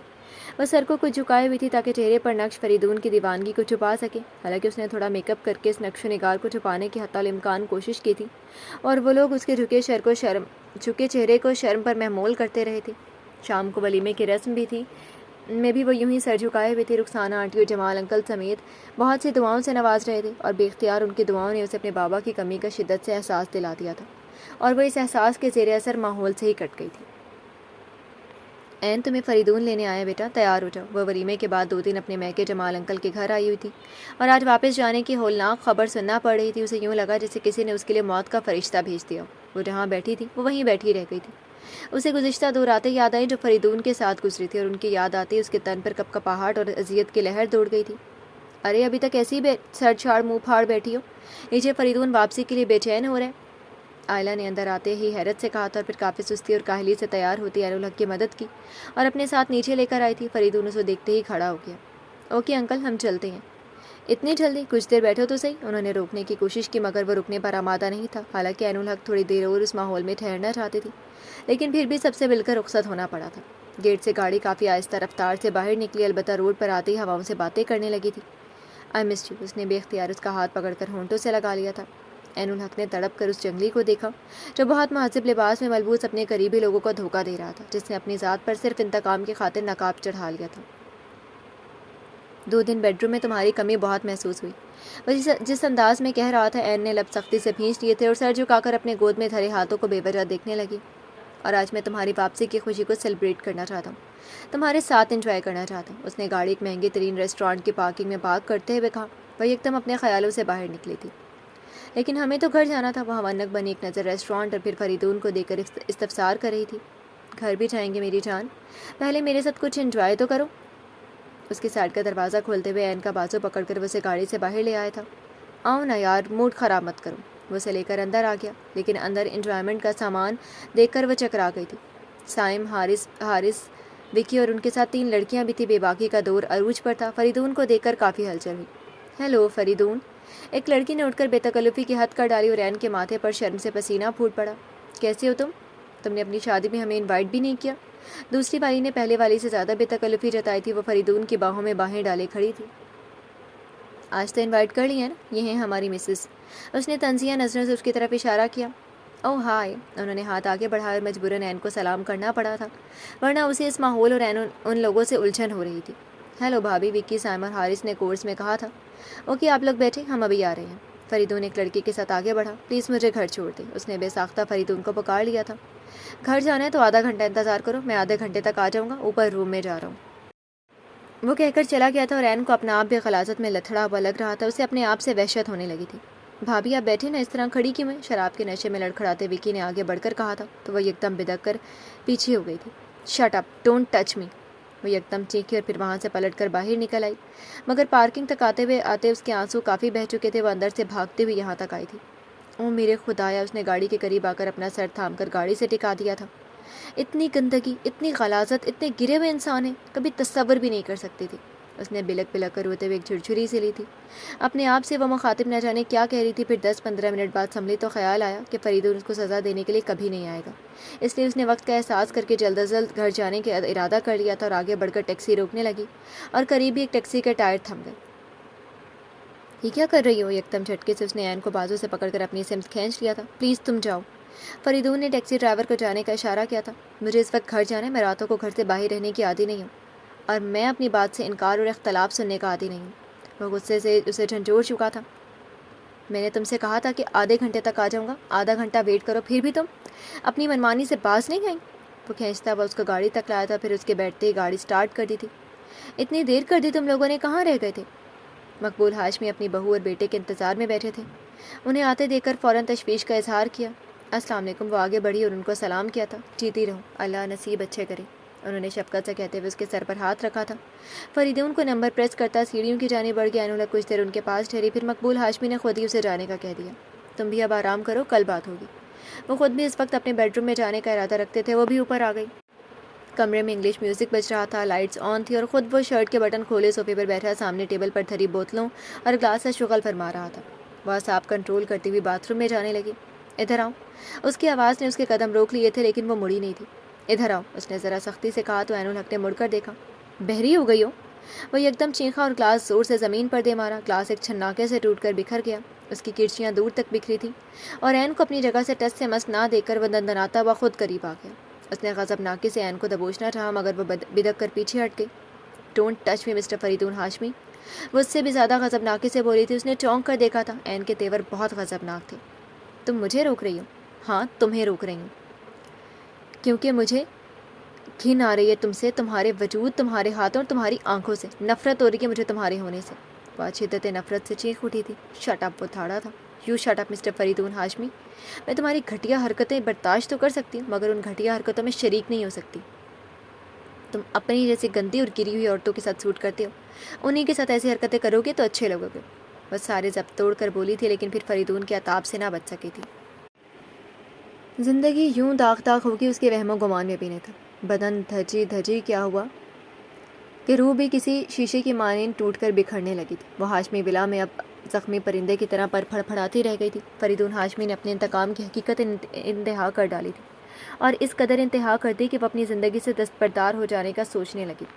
اے اللہ، میں جانتی ہوں موت مانگنا گناہوں میں سے ہوتا ہے، لیکن اتنی اذیت میں ہوں کہ تجھ سے جو موت مانگتی ہوں، جو دعا مانگتی ہوں، وہ میری سانس روک لے۔ وہ ٹیرس پر کھڑی سرمئی آسمان کی طرف دیکھتے ہوئے ہاتھ پھیلا کر ڈبڈبائی آنکھوں اور گلوگیر لہجے میں اپنے رب سے التجا کر رہی تھی۔ فریدون نے دن رات کے چکر بنا رکھا تھا۔ دن میں وہ کئی لڑکیوں کے ساتھ ہوتا تھا، رات کو بھی وہ بہت دیر سے گھر آتا، اور وہ بھی نشے کی حالت میں۔ ایسے کبھی کبھی جو عین الحق کی طرف سے کسی بات پر انکار سننے کو ملتا، وہ پھر بکھر جاتا۔ غصے میں اندھا ہو کر وہ اس کو اذیت سے ہمکنار کر دیتا تھا، اور وہ لبوں سے ہر وار سہ جاتی، ہر زخم پر ضبط سے کام لیتی۔ اس نے آج تک اپنا درد کسی سے نہیں کہا تھا۔ کہنے کا سوچتی تو اپنی ہی بہن کے الفاظ یاد آنے لگتے تھے۔ شادی سے پہلے اسے اپنی سگی بہن کے الفاظ نے اتنا دل برداشتہ کیا تھا کہ اپنے آپ کو سچ مچ ایک بوجھ سمجھ کر اس نے سب کو اپنے بوجھ سے آزاد کر دیا تھا، سب کی پریشانیوں کو اپنے آنچل میں سجا لیا تھا، اور اب دوبارہ وہ ان لوگوں کو اپنی ازدواجی زندگی کا حال سنا کر ٹینشن نہیں دینا چاہتی تھی۔ لیکن اب تو بدن جتنا بھی زخموں سے چور ہوتا، وہ پھر بھی سب سے مسکرا کر پیش آتی تھی۔ اپنی روح پر پڑے آبلے اور دل میں پھیلے شگاف پر پردہ ڈالے رکھتی تھی۔ وہ سب سے درد چھپا کر صرف ایک ہستی کے سامنے اپنے تمام درد کھول کے رکھ دیتی تھی، اور وہ ہستی رب تعالیٰ کی پاک ہستی تھی، اور وہی ہستی تھی جو اتنے کڑے حالات میں بھی اس کی ہمت بندھا رہی تھی۔ ٹیرس پر کھڑے کھڑے اسے خنکی کا احساس ہوا تو اندر آ گئی۔ عشاء کی نماز ابھی پڑھنی تھی۔ اس نے ڈور بند کر دی اور وضو کرنے باتھ روم میں آ گئی۔ وہ اپنی دھن میں گنگناتا ہوا، بہکتا ہوا سرشار سے کمرے میں داخل ہوا تھا، لیکن وہ کمرے میں کہیں بھی دکھائی نہ دی تھی۔ باتھ روم کا بند دروازہ دیکھ کر قیاس کیا کہ وہ اندر ہوگی، اس لیے آرام سے سگریٹ سلگا کر وہ اپنا پسندیدہ مشروب نکال کر پینے لگا۔ 5-10 منٹ انتظار کیا، پھر مجبوراً اٹھ کر دروازے پر دستک دی تو وہ خود بخود کھلتا چلا گیا تھا، لیکن عین الحق کو وہاں بھی نہ پا کر ٹھٹک گیا۔ کہاں گئی؟ وہ متفکر سا باہر نکلا، پھر ڈریسنگ روم کے دروازے کے نیچے سے آتی روشنی کو دیکھ کر قدم تھم گئے۔ اوہ، تو اب اپنے چھپنے کا ٹھکانہ ڈھونڈ لیا محترمہ نے۔ وہ استہزائیہ ہنسا اور یوں ہی ایک ہاتھ کی انگلیوں میں سلگتے سگریٹ اور دوسرے ہاتھ میں تھمے گلاس کے ہمراہ اس نے پاؤں کی ٹھوکر سے دروازہ کھولا تھا۔ اللہ تعالیٰ کی بارگاہ میں وہ بہت عاجزی اور انکساری سے جھکی نماز ادا کر رہی تھی، اور فریدون ہاشمی اپنی جگہ پر جم کے رہ گیا تھا۔ اس نے اپنے گھر میں کسی کو پہلی بار نماز پڑھتے دیکھا تھا، اور اس نے کسی کا اتنا خشوع و خضوع بھی پہلی بار دیکھا تھا۔ اس نے آج تک اپنی ماں کو اور اپنے باپ کو اللہ کی بارگاہ میں جھکے نہیں دیکھا تھا۔ وہ اللہ تعالیٰ سے اتنی توجہ سے محو گفتگو تھی کہ اس کا اس طرح آنا اور دروازہ کھولنا بھی محسوس نہیں کر پائی تھی، اور یوں ہی محویت سے نماز ادا کرتی رہی۔ اور چوکھٹ میں کھڑا فریدون رب تعالیٰ اور عین الحق کے ربط کو محسوس کرتے ہوئے نہ جانے کیوں بے چین ہو گیا تھا۔ اسے بھی کسی خواہش کا احساس ہوا تھا۔ نماز کے بعد دعا کے لیے اٹھی، اس کے ہاتھ دے کر فریدون کے دل میں ایک سایہ سا اترنے لگا تھا۔ سگریٹ انگلیوں کو چھونے کے قریب تھا، اس نے یکدم نیچے پھینک دیا اور پھر مسل ڈالا، اور دوسرے ہاتھ میں تھمے گلاس کو دیکھا تو عجیب سا لگا۔ اتنے میں اس کا موبائل بجنے لگا۔ ہیلو فریدون، تم نے تو کہا تھا کہ تم کچھ دیر تک آ جاؤ گے۔ دوسری طرف اپنی نئی گرل فرینڈ کی آواز سن کر اس نے بے اختیار کال منقطع کر ڈالی تھی، اور عین الحق اس موبائل ٹون کی آواز سے بھی نہ چونکی۔ وہ بہت گہرے اور پر اثر لمحات کے حصار میں تھی۔ فریدون پلٹ کر کمرے کے وسط میں آ گیا تھا، گلاس کو یوں ہی بے دھیانی میں ٹیبل پر رکھ دیا اور خود بیڈ پر ڈھیر ہو گیا تھا۔ آنکھوں کو زور سے بھینچا تو کچھ دیر پہلے کا منظر نگاہوں کے پردے پر اجاگر ہونے لگا۔ عبادت میں مشغول عین اسے ایک الگ ہی ہستی محسوس ہوئی تھی۔ ملکوتی حسن میں چھلکتا نور اور پاکیزگی اس کا زیور بنے ہوئے تھے۔ اسے آج خود بخود ہی نہ جانے کیوں عین الحق خود سے بہت بلند نظر آئی، جس کو دیکھنے کے لیے گردن کو اٹھانا پڑا، مگر وہ گردن اٹھانے کی ہمت خود میں نہیں پا رہا تھا، اور خیالات سے گھبرا کر وہ یکدم پوری قوت سے عین الحق کو پکار بیٹھا تھا۔ عین، اس نے دوبارہ پکارا۔ تھوڑی دیر بعد وہ اس کے سامنے آ رکی تھی۔ کیا بات ہے؟ وہ بہت نرمی اور تحمل سے پوچھ رہی تھی۔ فریدون نے اسے سرتاپا گہری مگر بے چین نظروں سے دیکھا تھا۔ کچھ نہیں، جاؤ تم۔ وہ اضطراری انداز میں اپنے بالوں میں انگلیاں پھنسانے لگا۔ طبیعت خراب ہے؟ اس نے بدک کر عین کو دوبارہ دیکھا۔ اسے عین الحق سے اس سلوک اور رویے کی توقع نہیں تھی، کیونکہ جو کچھ وہ اس کے ساتھ کر رہا تھا وہ اس رویے کی حقدار نہیں تھا۔ اس نے عین الحق کو ان 3-4 ماہ میں اذیت کے کیسے کیسے پلے سرات سے گزارا تھا وہ اچھی طرح جانتا تھا، اور اس کے بعد اس سے ایسا سلوک مقام حیرت ہی تو تھا۔ یہ لیں، سر درد بالکل ٹھیک ہو جائے گا۔ وہ پانی اور ٹیبلٹ لیے اس کے سامنے کھڑی تھی۔ اس نے کچھ لینے کے لیے ہاتھ نہیں بڑھایا تھا۔ کہیں بخار تو نہیں؟ اس نے اس کی سرخ آنکھوں کو دیکھ کر نتیجہ اخذ کیا، لیکن وہ کچھ بھی کہے بغیر رخ موڑ گیا۔ پھر بھی وہ زیادہ اصرار کرنے کی بجائے سونے کے لیے لیٹ گئی۔ فریدون کا جی چاہا وہ اسے چھوئے، باہوں میں بھر کر محسوس کرے، لیکن چاہ کر بھی وہ اپنے سے چند انچ کے فاصلے پر لیٹی عین الحق کو چھو نہ سکا، نہ اپنے قریب کر سکا تھا۔ اگرچہ اس نے بارہا اس کو چھوا تھا، باہوں میں محسوس کیا تھا اور اسے خود سے قریب تر کیا تھا، مگر ایسی جھجک پہلے کبھی محسوس نہ ہوئی تھی جیسی اس وقت ہو رہی تھی۔ اسے یوں لگا تھا عین بہت مضبوط حصار میں ہے، اس کے گرد ایک اندیکھا حالہ بنا ہوا ہے۔ وہ ایک ایسے دائرے میں ہے جس میں فریدون قدم بھی نہیں رکھ سکتا، اور اس احساس کو سوچتے سوچتے رات آنکھوں میں کٹی تھی۔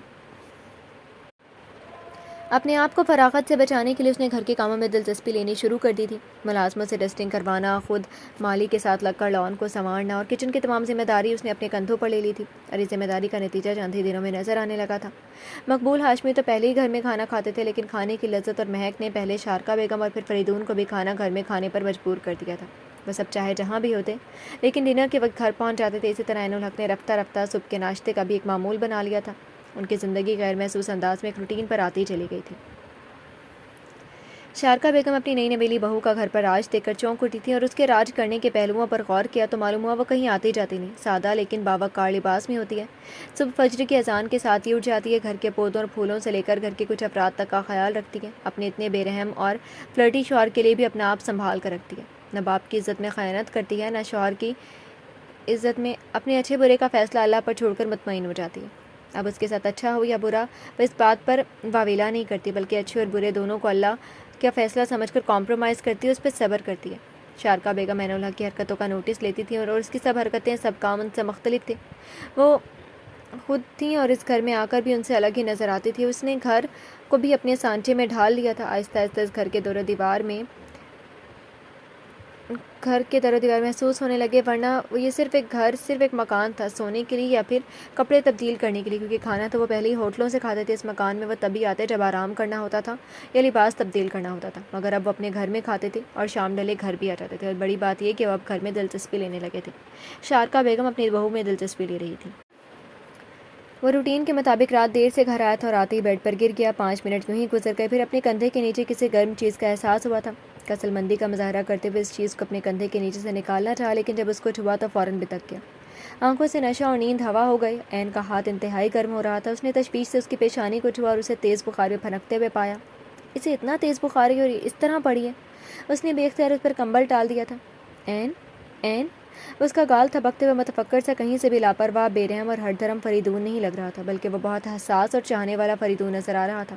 چند ثانیے اس نے عین کو بخار میں بے سود دیکھا، پھر لپک کر باہر نکل گیا، اور اپنی گھبراہٹ میں اس نے مقبول ہاشمی اور شارکا بیگم کو بھی نیند سے جگا دیا تھا۔ خیریت؟ وہ اپنے گاؤن کی ڈوری باندھ رہے تھے، آنکھوں میں نیند کا غلبہ تھا۔ شارکا بیگم بھی بمشکل کھڑی دکھائی دے رہی تھی۔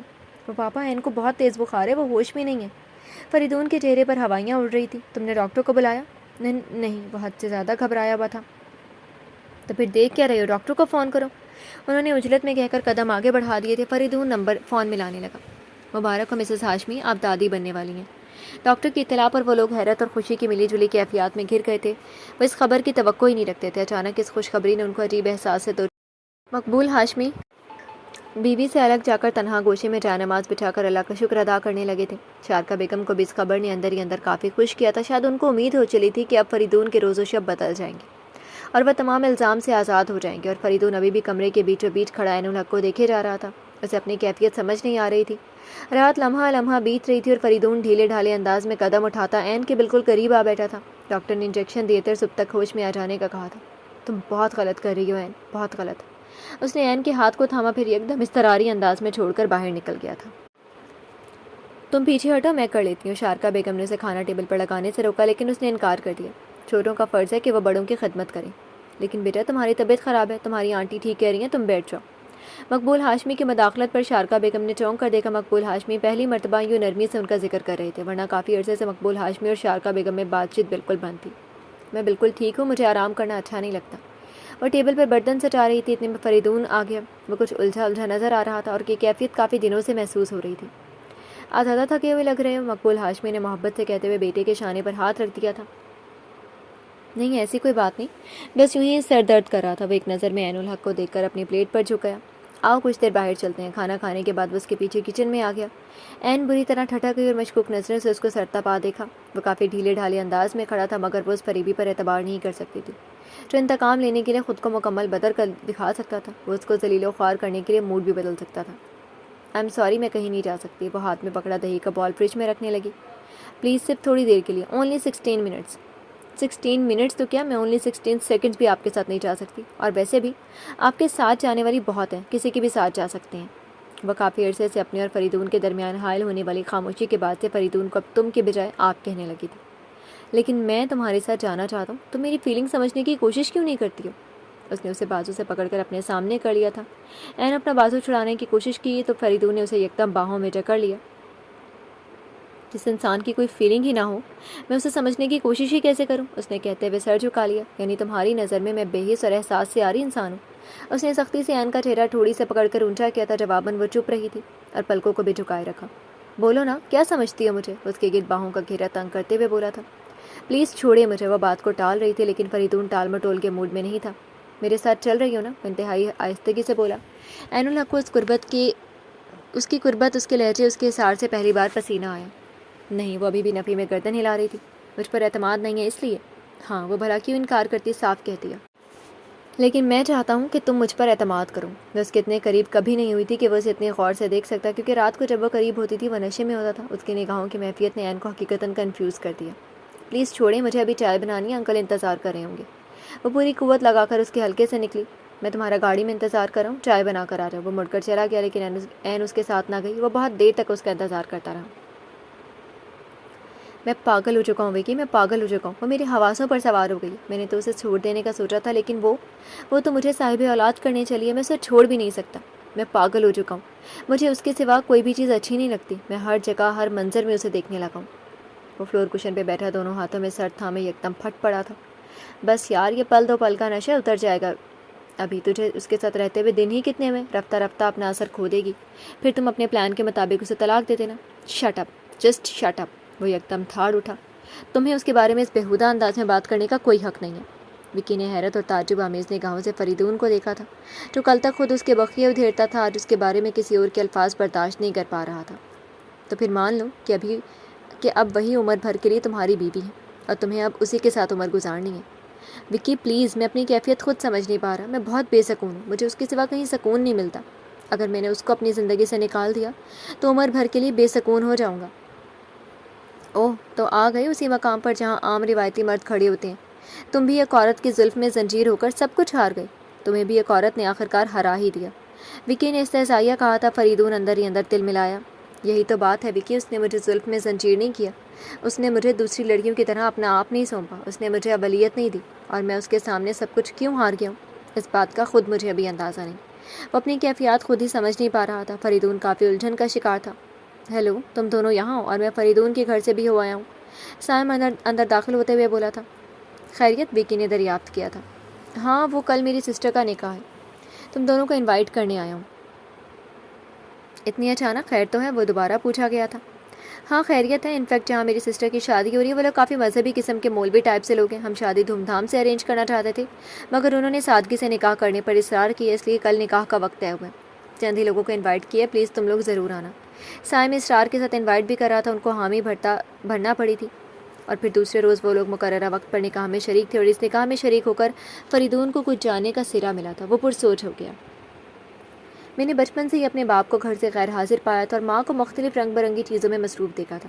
باپ کے لیے استفسار کیا تو ماں نے کہہ دیا کہ وہ ہمارے لیے روپیہ کماتے ہیں، اس لیے دور رہتے ہیں۔ کبھی کبھار وہ آتے، لیکن پھر بھی مجھ سے پیار نہ کرتے تھے۔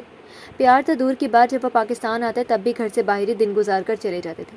میں اسکول سے واپس آتا تو گھر خالی ملتا تھا، کبھی ماں کو اپنا انتظار کرتے نہیں دیکھا تھا۔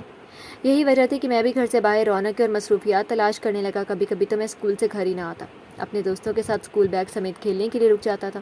کبھی جو دل کے ہاتھوں مجبور ہو کر ماں کے قریب جاتا تو وہ سائڈ پر بیٹھنے کا اشارہ کر دیتی، صوفے پر بیٹھو، میری ساڑی خراب ہو جائے گی۔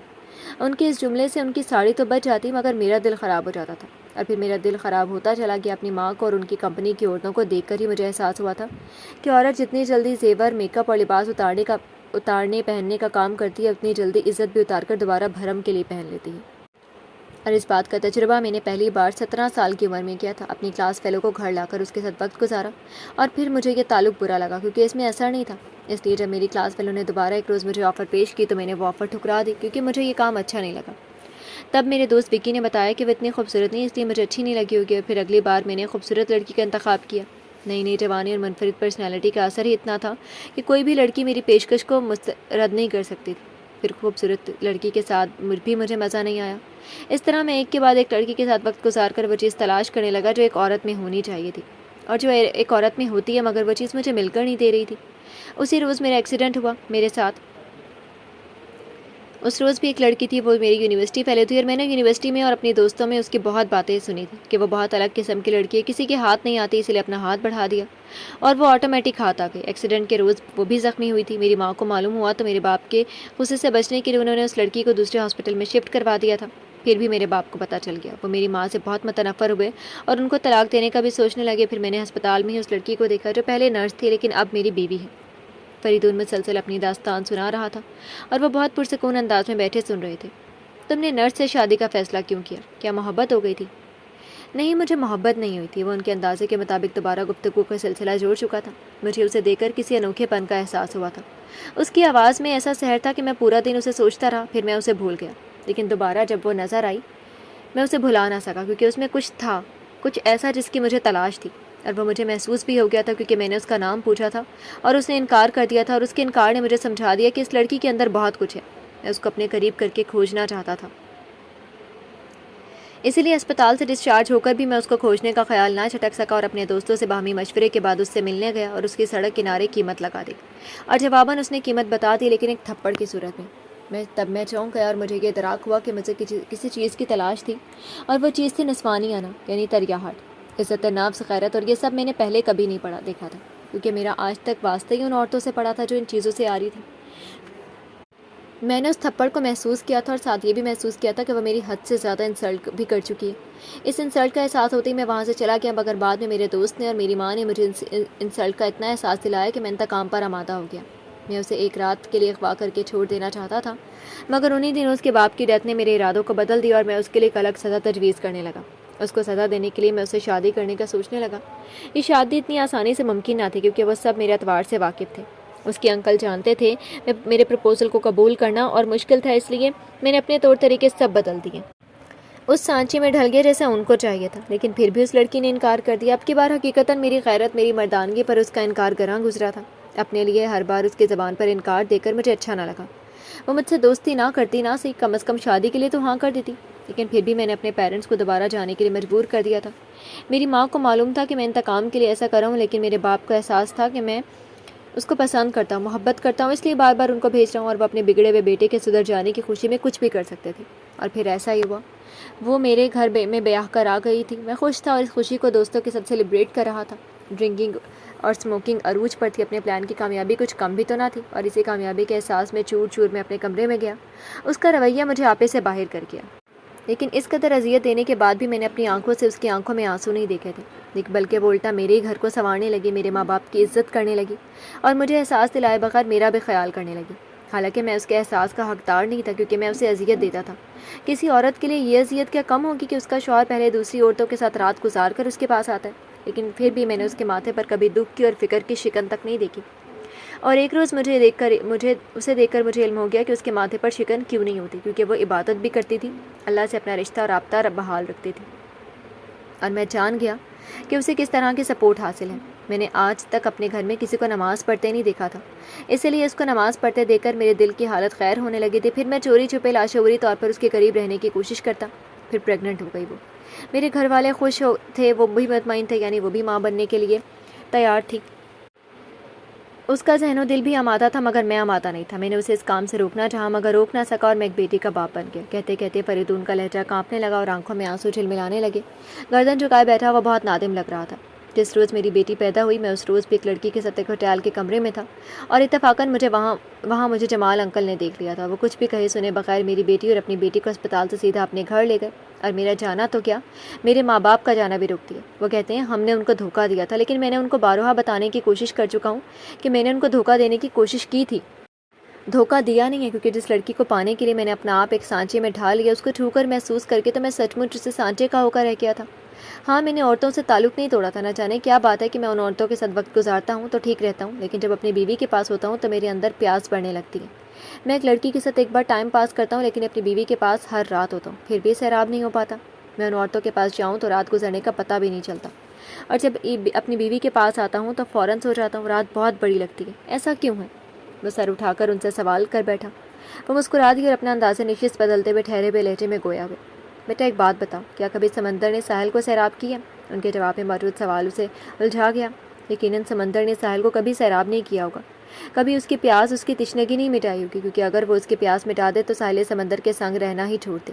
اسی طرح تمہاری بیوی بھی سمندر ہے، وہ تمہیں سیراب کرتی ہے، لیکن اتنا سیراب نہیں کرتی کہ بعد میں تم اس کے تل بھی نہ دیکھو۔ دیکھو بیٹا، ہمیں ایک کھانا اچھا لگتا ہے، اگر ہم اسے تھوڑا کھائیں گے تو ہمیں دوبارہ بھوک لگے گی، اور اگر پیٹ بھر کر کھائیں گے تو دوبارہ اس کھانے کی طرف دیکھنے کو بھی دل نہیں چاہے گا۔ ایسے ہی تم دوسری عورتوں سے پیٹ بھرتے اور دوبارہ دیکھنا بھی نہیں چاہتے۔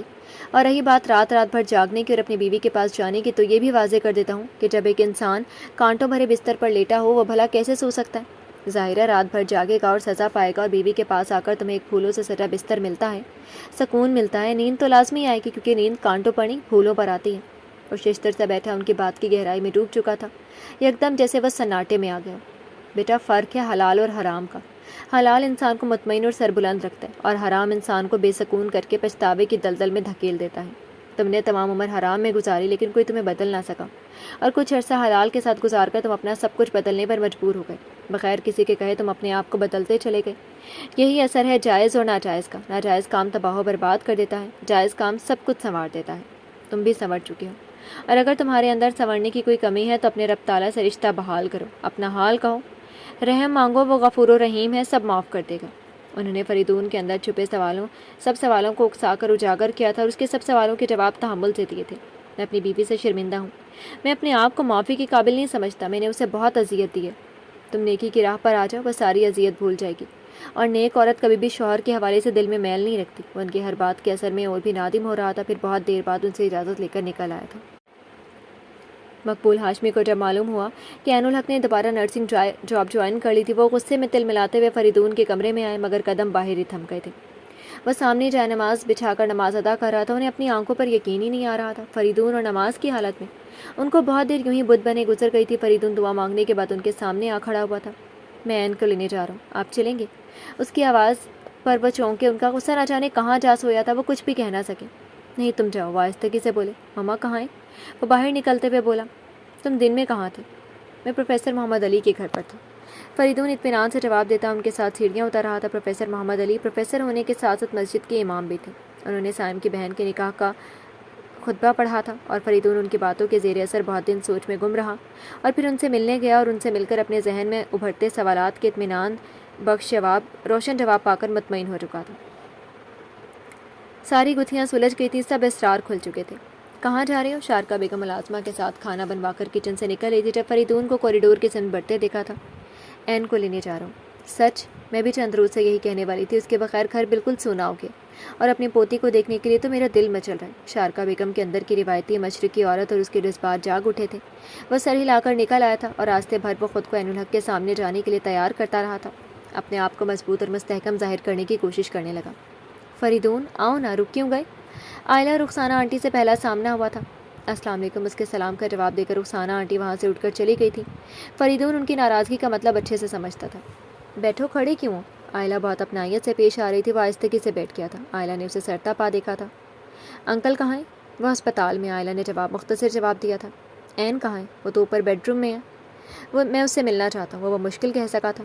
تم اس سے نہیں مل سکتے، یہ میرا فیصلہ ہے، جمال شاہ کا، سمجھے تم؟ اچانک ڈرائنگ روم میں جمال شاہ کی آواز گونجی اور وہ یکدم کھڑا ہو گیا۔ السلام علیکم، وہ غصے میں اس کے سلام کو بھی نظر انداز کر گئے تھے۔ تمہیں یہاں قدم رکھنے کی جرت بھی کیسے ہوئی؟ یہ میرا گھر ہے، تمہارا کوئی ہوٹل یا کلب نہیں جہاں تم جب چاہے چلے آؤ۔ جمال شاہ اس وقت حقیقتاً ایک بیٹی کے باپ کی طرح غصے میں ببھرے ہوئے تھے۔ میں شرمندہ ہوں انکل، میں آپ سب کا مجرم ہوں، مجھے پلیز ایک بار معاف کر دیں۔ میں عین کو اب کبھی کوئی تکلیف نہیں دوں گا، یہ میرا وعدہ ہے۔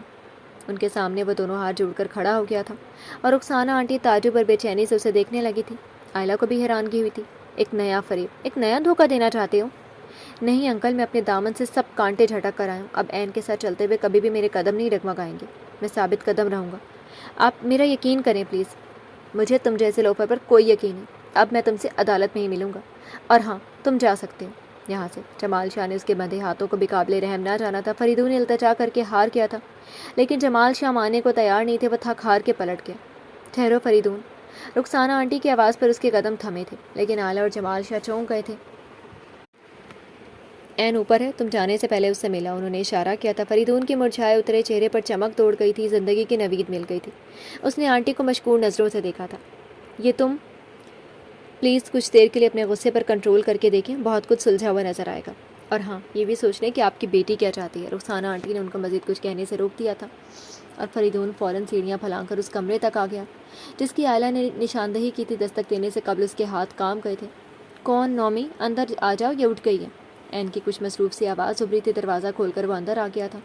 چند سیکنڈ خاموشی کی نظر ہوئے تھے تو عین نے مڑ کر دیکھا کہ آنے والا آیا کیوں نہیں، مگر نومی کے بجائے اسے دیکھ کر وہ اپنی جگہ جم کر رہ گئی۔ فریدون اسے ہی دیکھ رہا تھا۔ اس کے ہاتھوں میں گلابی، سفید اور چند اور رنگوں کی چھوٹی چھوٹی فراکیں تھیں۔ خود وہ آف وائٹ سوٹ میں ملبوس، گلے میں دوپٹہ ڈالے کھڑی تھی، بالوں کی ریشمی لٹیں چہرے پر بکھر کر اس کی مصروفیت کا اعلان کر رہی تھی، اور فریدون کو وہ پہلے سے زیادہ دلکش اور خوبصورت لگ رہی تھی۔ ماں بننے کے دور سے گزر کر وہ اور زیادہ نکھر گئی تھی۔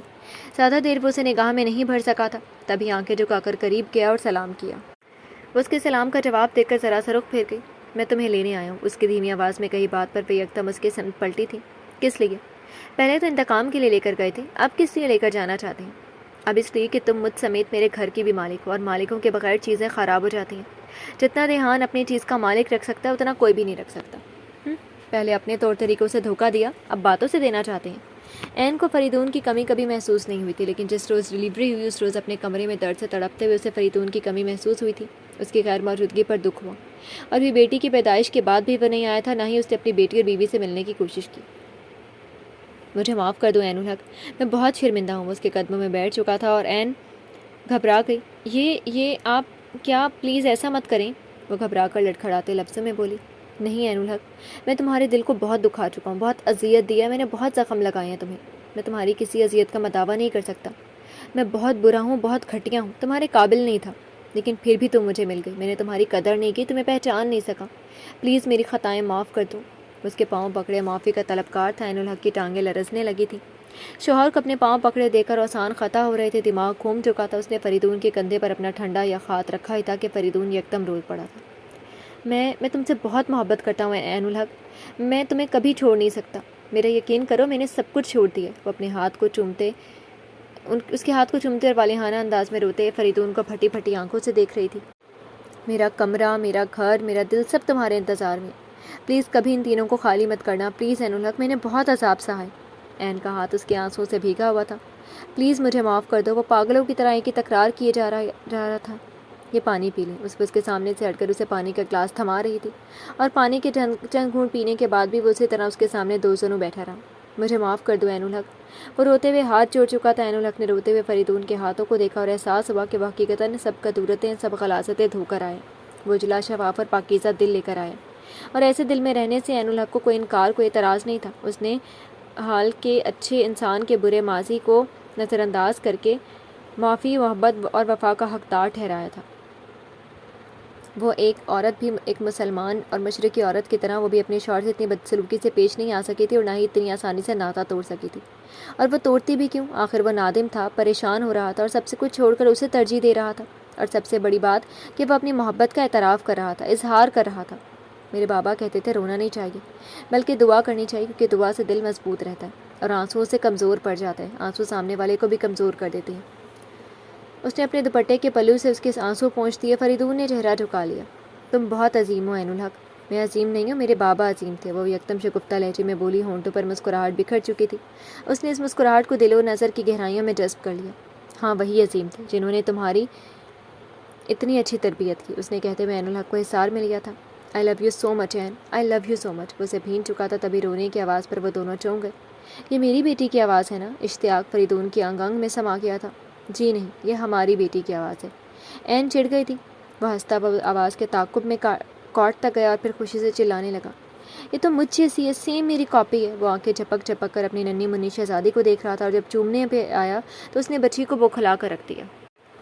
پاگل ہو گئے ہیں؟ عین نے روکنا چاہا، دو ماہ کی بچی گھبرا گئی تھی، اتنا شدت آمیز پیار پہلی بار جو ملا تھا۔ تمہیں کیا پتا یہ میرے لیے کیا ہے؟ وہ اس کے گالوں کو چوم رہا تھا۔ یہ تمہارے لیے وہی ہے جو عین الحق ہمارے لیے ہے۔ رخسانہ آنٹی کی آواز پر فریدون پلٹا تھا۔ آنٹی میں آپ کا بہت بہت احسان مند ہوں، تھینک یو سو مچ، ورنہ آج میں یقیناً کچھ کر گزرتا۔ میں نے کچھ نہیں کیا، بس اپنی بیٹی کے گھر کو بسانے کی کوشش کی، کیونکہ مائیں بیٹیوں کے گھر اجڑتے نہیں دیکھ سکتی۔ اور ہاں، یہ آخری چانس ہے، اس کے بعد کبھی معافی کی گنجائش مت رکھنا، اور ہماری بیٹی کے ساتھ اپنی بیٹی کو بھی بھول جانا۔ وہ وارننگ دے رہی تھی، وہ سر جھکا کر سنتا رہا۔ پھر بھی میں آپ کا شکریہ ادا کرتا ہوں۔ وہ ان کے سامنے جھکا۔ رخسانہ آنٹی نے خف کی جھٹک کر خوش دلی سے اس کے ماتھے پر بوسہ دیا۔ آج احساس ہوا ہے کہ آپ میری ساسو ماں ہیں۔ بدتمیز، وہ شرارت سے ہنسا۔ انہوں نے چپت جو دے ماری تھی۔ میں اسے لے کر نیچے جا رہی ہوں، تم بھی آ جاؤ۔ وہ چلی گئی اور تھوڑی دیر بعد وہ تیار ہو کر نیچے آ چکے تھے۔ اس نے دوبارہ جمال شاہ اور آئلہ سے معافی مانگی تھی۔ ایاز بھی آئلہ کو لینے کے لیے آ چکا تھا، اور دونوں کی ملاقات آپ لوگ کل شام ہمارے ہاں ڈنر پر آ رہے ہیں۔ فریدون نے آئلہ، ایاز اور انکل جمال کی فیملی کو اپنے گھر انوائٹ کر لیا تھا۔ اچھا بیٹا، کل بات ہوگی، تم لوگ جاؤ، ٹائم کافی ہو چکا ہے، بھائی اور بھابھی بھی انتظار کر رہے ہوں گے۔ رخسانہ آنٹی نے وقت کا احساس کرتے ہوئے کہا، کیونکہ فریدون فون پر اپنے اور عین الحق کے آنے کی اطلاع دے چکا تھا۔ اوکے، اللہ حافظ۔ وہ سب سے مل کر گاڑی تک آ گئے۔ انہوں نے عین کو کافی تحائف دے کر رخصت کیا تھا۔ دور تک بچھی سیاہ تارکول کی سڑک اس وقت رات کے گھور اندھیرے میں گاڑی کی تیز روشنیوں سے اور زیادہ سیاہ اور چکنی محسوس ہو رہی تھی۔ انتہائی ہموار سطح پر پھسلتی گاڑی کو ڈرائیو کرتے ہوئے بہت پرسکون اور مطمئن نظر آ رہا تھا۔ اس کے ہاتھوں میں تھمے اسٹیئرنگ میں ایک توازن تھا، ہر چیز اپنے اپنے مقام پر خوبصورت اور اچھی لگ رہی تھی۔ اپنے چہرے پر نظروں کو محسوس کر کے فریدون ہلکے سے مسکرایا اور بغیر اس کی طرف دیکھے مخاطب ہوا تھا۔ کیا دیکھ رہی ہو؟ آپ شلوار سوٹ میں بہت اچھے لگ رہے ہیں۔ یہ تو گھر جا کر بیڈ روم میں ہی فیصلہ ہوگا کہ میں کتنا اچھا لگ رہا ہوں۔ اس کی زمانی بات پر وہ بلش ہو گئی تھی۔ اس نے شرم سے سرخ پڑتا چہرہ جھکا لیا تھا، اور اس کے چہرے پر شرم کی سرخی بکھرتے دیکھ کر فریدون کو ان عورتوں پر حیرت اور افسوس ہوا جو غیر اور نامحرم مردوں کے سامنے بھی شرم و حیا کو پار کر جاتی ہیں۔ جائز رشتہ تو دور کی بات، وہ ناجائز رشتے میں بھی کھلم کھلا پیش آتی تھی۔ تبھی وہ سب کچھ کر لینے کے بعد بھی فریدون جیسے اور بھی ہزار مردوں کے دل میں اترنے میں ناکام تھی، کیونکہ پاکیزہ مقام پاکیزہ ہستی ہی پا سکتی تھی، جیسے عین الحق اس کے بائیں پہلو میں جچ رہی تھی، اور وہ اسے دیکھ دیکھ کر سرشار ہو رہا تھا اور اللہ کا شکر ادا کر رہا تھا جس نے اسے صراط مستقیم کا راستہ دکھایا۔ کیا سوچ رہے ہیں؟ اب وہ مخاطب ہوئی۔